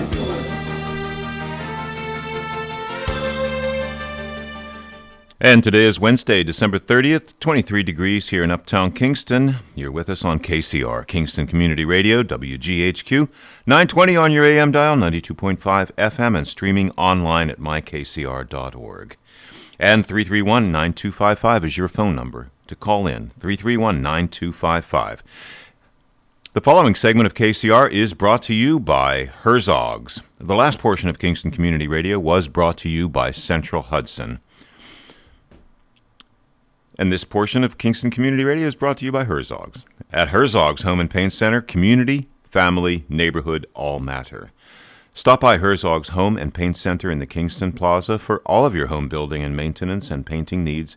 Discover the difference of buying local. Sales ongoing at herzogs.com. And let's get back to the on-air studio with Greg Chorvas and Michelle Hinchey. Welcome back. Thank you, Dan Gatis, and welcome back, listeners who have been with us and those just joining us for this last half hour on the eve of New Year's Eve. Welcome. 331-9255 is our call-in number. We do have Michelle Hinchey on, our newly elected representative, virtually. If you have any questions for Michelle. Next chance And I believe we also have Supervisor Fred Costello on virtually. We got you back. Yes, we do. Good morning. Good morning again. Good morning, Greg. Good morning. Good morning, Senator. How are you? Doing well. How are you doing today? Very good. Very good. Thank you for coming on. We're so happy to have you. And we're going to make Happy you to be here. We're going to make you a regular. You're going to be a monthly guest, whether you know it or not. I love it. I'm in. I'm thrilled for that. Awesome. I'm looking forward to be able to come in and catching up with you guys, but also being able, I think we're going to have a busy session this year. So as much as I can come on and provide transparency and give you both and everybody a look into what's going on at the state level, that's important, and that's what we're here to do. So thrilled about that slot. Yeah, after the radio show a little bit later today, I'll just text you a couple of different Wednesdays where we have open slots and the times, and you can choose what works best for you. Perfect. And then we'll get it out there lock to it our in. listeners and on our Facebook and page and website as a regular guest. That sounds great. That sounds great. We'll have lots to talk about. Yes. There's going to be a lot going on this session. Yeah, that's what I was going to say. You've only been sworn in for a short amount of time, but you've already jumped in deep on a number of projects. I know you were an advocate all summer to try to protect Catterskill Cove and Platte Cove, and that work will continue. And also the storm damage from the recent storm, you were out and about assessing and trying to get help for communities that were impacted by the storm. Yeah, absolutely. I don't actually take office until January. So, we've been setting up our office. Well, just a quick plug, we will have our district office in Kingston, and starting January 4th, we will be open to help people with whatever their issues are, whether it's unemployment needs or whatever it may be. We don't have a phone number yet, but once we do, we will be sharing that out for people to contact us. So that will all be coming next week, which is exciting to be up and running.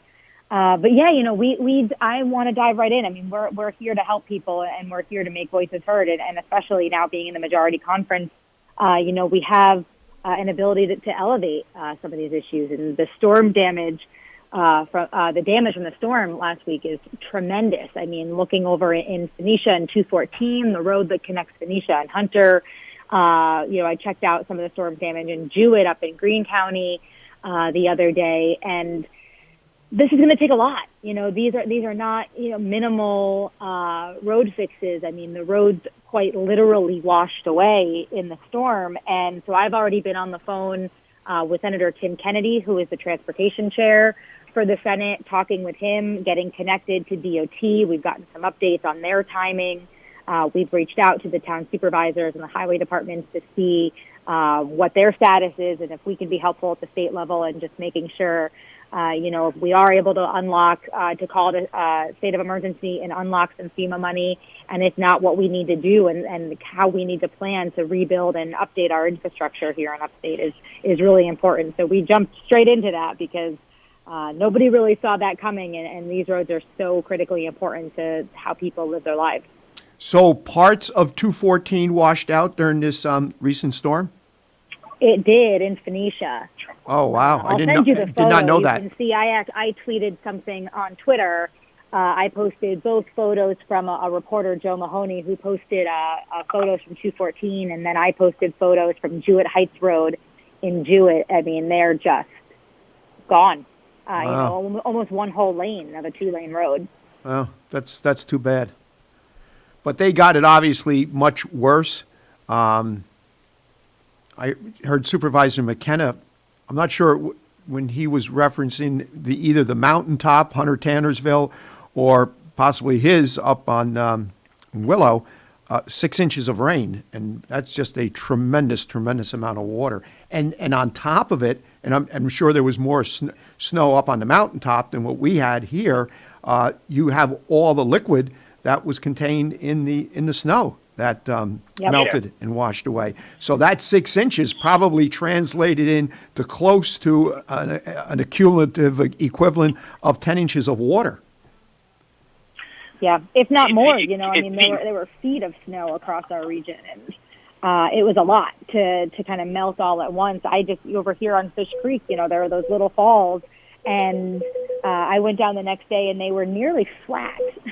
And that's a lot of water if you've seen the falls over on Fish Creek to have it be nearly flat. So, we've got to think about that as we have, different weather patterns happening. Our infrastructure is old in general in a lot of parts across our district and across upstate. We've gotten some great projects recently, but there's a lot more to do. Water infrastructure alone in our district, we calculated the need. It's about $85 million. And so the average age is about 82. So things are going to need to be replaced in timely manners, and that costs money. And I think now being in the majority, we can advocate in a really loud way to do that. But we also have the effects of climate change, too, right? And as we have different weather patterns and water levels rising, for many of our communities that live on the river, we've got to make sure that we're insulated and that we're protected as these levels continue to rise. You make a very, very good point about infrastructure. Our infrastructure that's in place for the most part, unless it's been upgraded in the last 10 or 15 years, maybe even going out as far as 20, that might be a little bit far, cannot handle the weather that we experience as a result of climate change in this day and age. Because we see this now where years ago it was the exception rather than the norm. But these large storms that we get, as we experienced just recently, and with the snowfall, which was, again, much greater, as you mentioned, a couple feet of snow up on the mountaintop, is become more of the norm rather than the exception, and our infrastructure was never, ever built to accommodate that. Great. It's right. So we've had 3 events that were categorized as 100-year events in the last decade. That kind of says it all.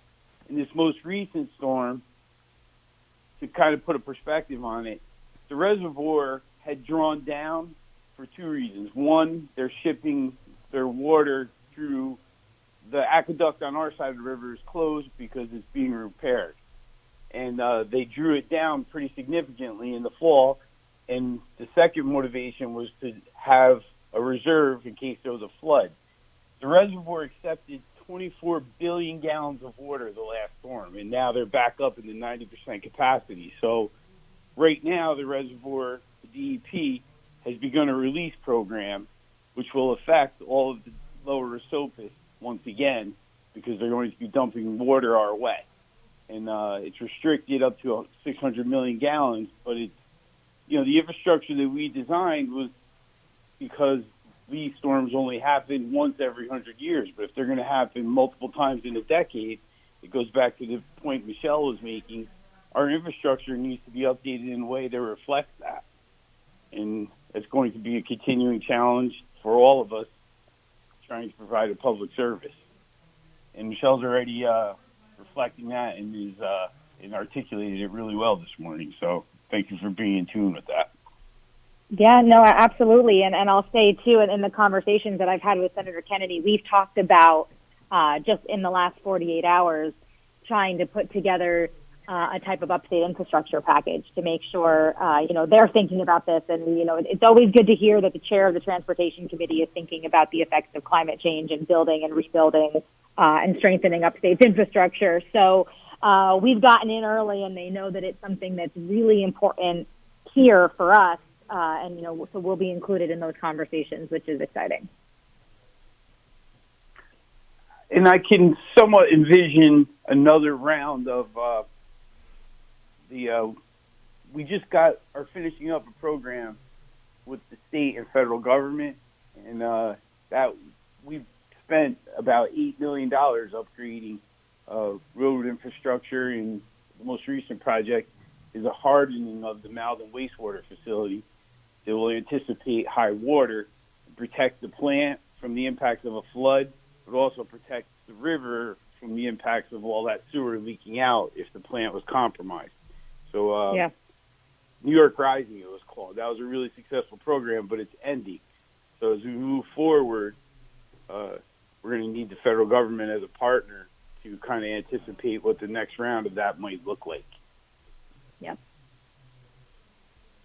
So, We'll put that on our radar too. You know, we're advocating the federal government for a lot of assistance because they need to step up in this moment, and those are the programs that we need to make sure don't get lost. Yeah, and actually, Michelle, I think, you know, those big infrastructure projects, the price tag is enormous, obviously, but I believe there's a job story and an economic benefit with projects like that that is understated. You know, one of our country's best periods of growth was when we were building the highway system and we were improving the rail system. And I think, you know, as a successful way, especially coming out of the pandemic, investments in that type of infrastructure will make our country stronger and create the opportunity for good-paying jobs. I think that's a win-win. You're absolutely right. I mean, Assemblywoman Pat Fahey has a bill about a big public works program, right, and getting people kind of a New Deal-like program to get people back to work, doing this exact kind of stuff, whether it's upgrading our infrastructure, expanding broadband access. You know, there's a lot that we could do that will put people to work, and there's a lot of these programs that in partnership with the state and federal government will unlock the funds. And so it's not necessarily just raising taxes on people at all. It's making sure that we are raising revenue from the state, and we're doing we have creative revenue measures to make sure that we are bringing in money not from taxes, and making sure that the federal government sees how important this is and gets involved, because you're right, the economic impact and the job opportunity here is huge, and it's something that we need. And as we build back we needed it before COVID, but hopefully, you know, we talked about the silver linings before, you know, this is one of those silver linings that will hopefully be able to shake people loose to want to do something at this scale, which I think will really dramatically, positively impact our communities. Agreed. And you touched on another hot point, and this is relevant for us in Saugerties in your district overall. Rural parts of the state are underserved from a broadband perspective, and there needs to be investments there as well. And it's particularly challenging. You know, there's a lot of areas in Saugerties where spectrum doesn't even exist, and they tell the potential customer that, you know, if you are willing to spend $15,000 to bring the wire up to your road, we will happily charge you $80 a month for internet service. And that's obviously not a practical solution to broadband needs. And I think one of the lessons of pandemic was the importance of broadband for education, for people to be able to work remotely, and for people to be able to stay safe. Absolutely. You know, we talked about that a lot in our campaign, and when we talk about the need for broadband, people are always surprised that I say it's happening in Saugerties too. You know, there's a story of someone we talked to who lived across the street from a development, and they're trying to charge him $30,000 to run the cable, right? I mean, that is insanity for something that, you know, we're expected to have at this point in our lives and at this point in our development. You know, not having access to the internet is not thought of as a possibility for most people.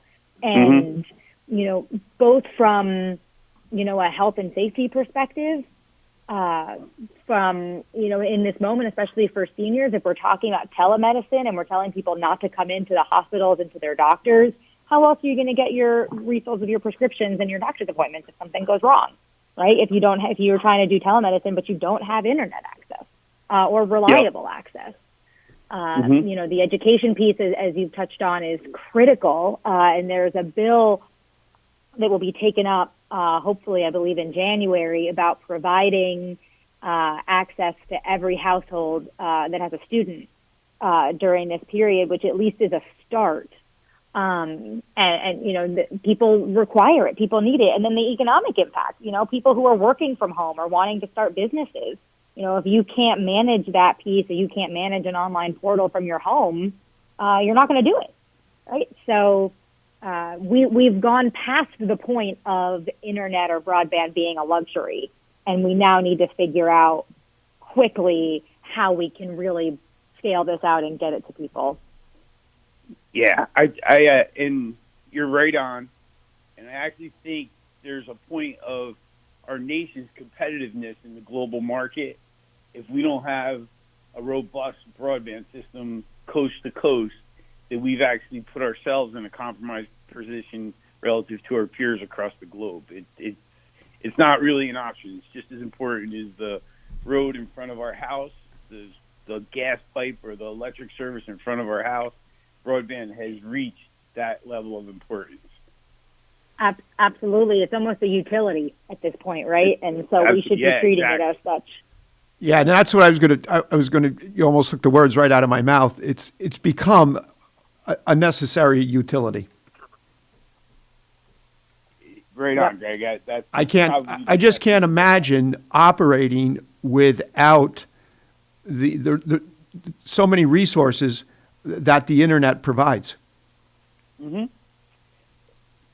I mean, you look at what we do, how we conduct business, how we conduct meetings, how we serve the public. None of that would be possible without the internet, and those people are being deprived that do not have that. And to tell a homeowner or a group of homeowners it's going to cost $30,000, as you put it, is absolutely ridiculous, absurd. Oh, it's highway robbery. And then, by the way, pay me $80 to $100 a month every single month for the service on top of it. Right. Yeah, that's the insult to the injury. It's for the privilege to be a customer. And, it's difficult. And I work with Spectrum on a regular basis, and, they have this problem throughout their service area. And Broadband for All is a pretty robust and successful program in some ways. I don't think the use of the census block was an effective means to identify whether an area is properly served or not, though.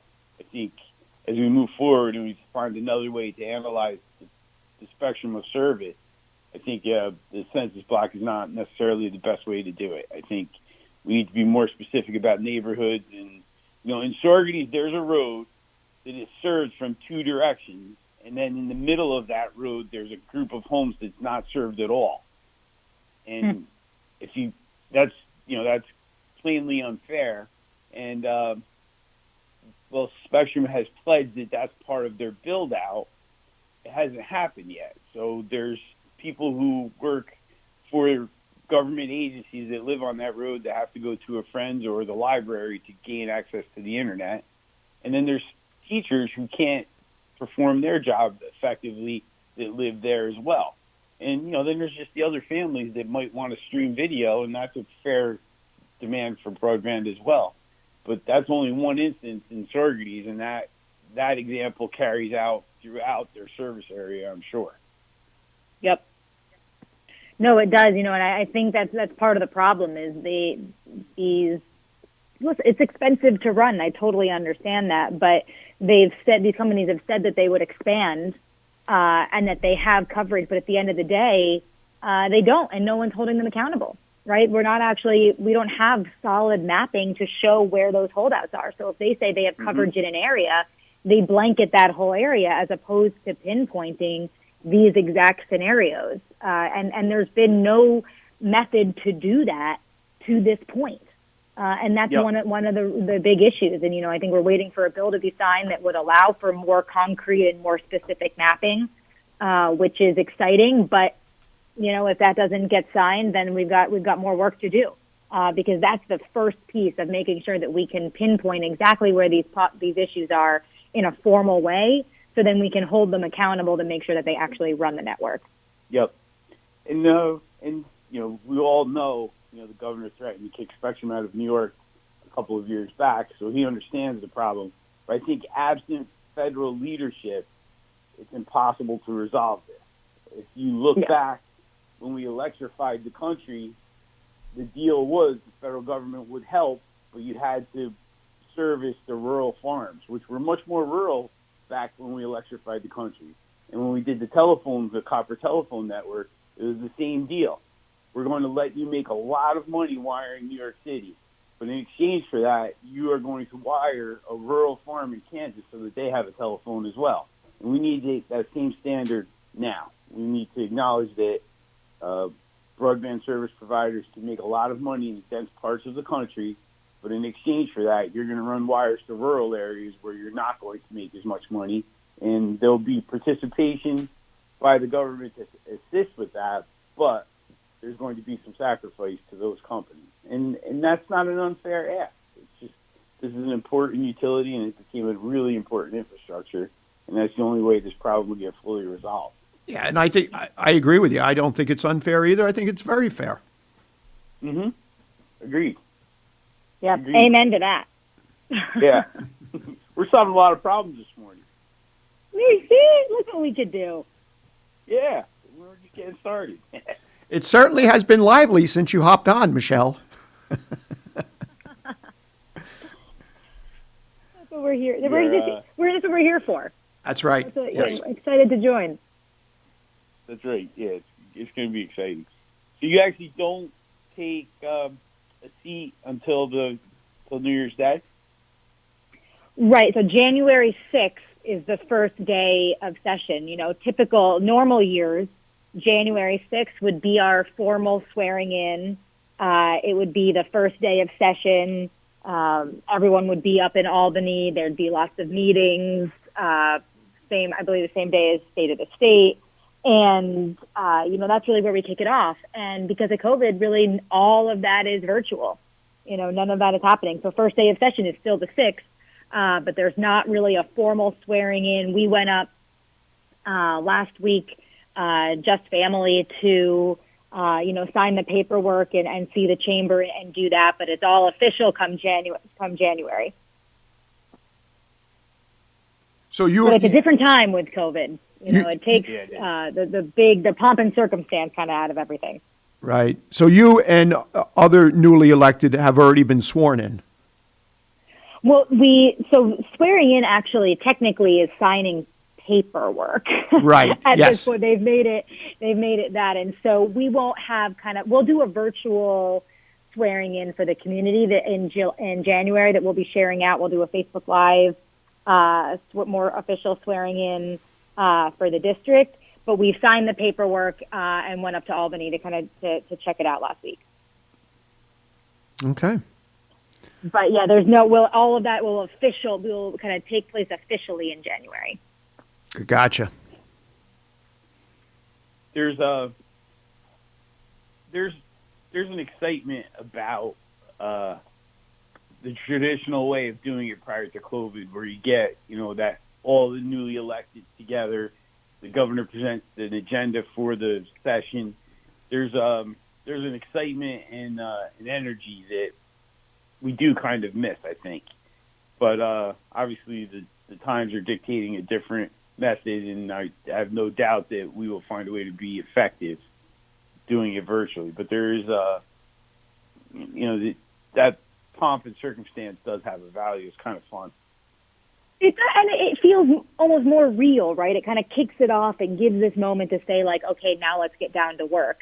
So without that, it does feel a little bit more of this kind of a ethereal thing. But, for me, I got in this and decided to run and to help people. And, when more do we need that than in the middle of this pandemic? And hopefully, there's a light at the end of the tunnel here with this vaccine, but now more than ever, right? And to think kind of big picture about how we can build out broadband and work with the federal government, about how we can put people to work and the kinds of programs that we can create and the way that we should smartly build back infrastructure, that's all going to happen now. And, while we miss kind of the real kickoff to the job and to the new session and to the new team, it actually just goes further to reminding us, how important it is to be there right now. Sorry to interrupt, Senator Michelle Hinchey, but we are out of time. I'm getting the signal from the control tower. Thank you very much for taking time out of your busy schedule. I'll be back in touch. We'll line something up where you're a regular guest. Thank you, Supervisor Fred Costello, Supervisor Bill McKenna, and his Deputy Highway Superintendent, Heather Amy. Thank you, Dan Gatiss, and more importantly, thank you, listeners. Happy New Year, and we'll be back here in 2021 next week. Okay.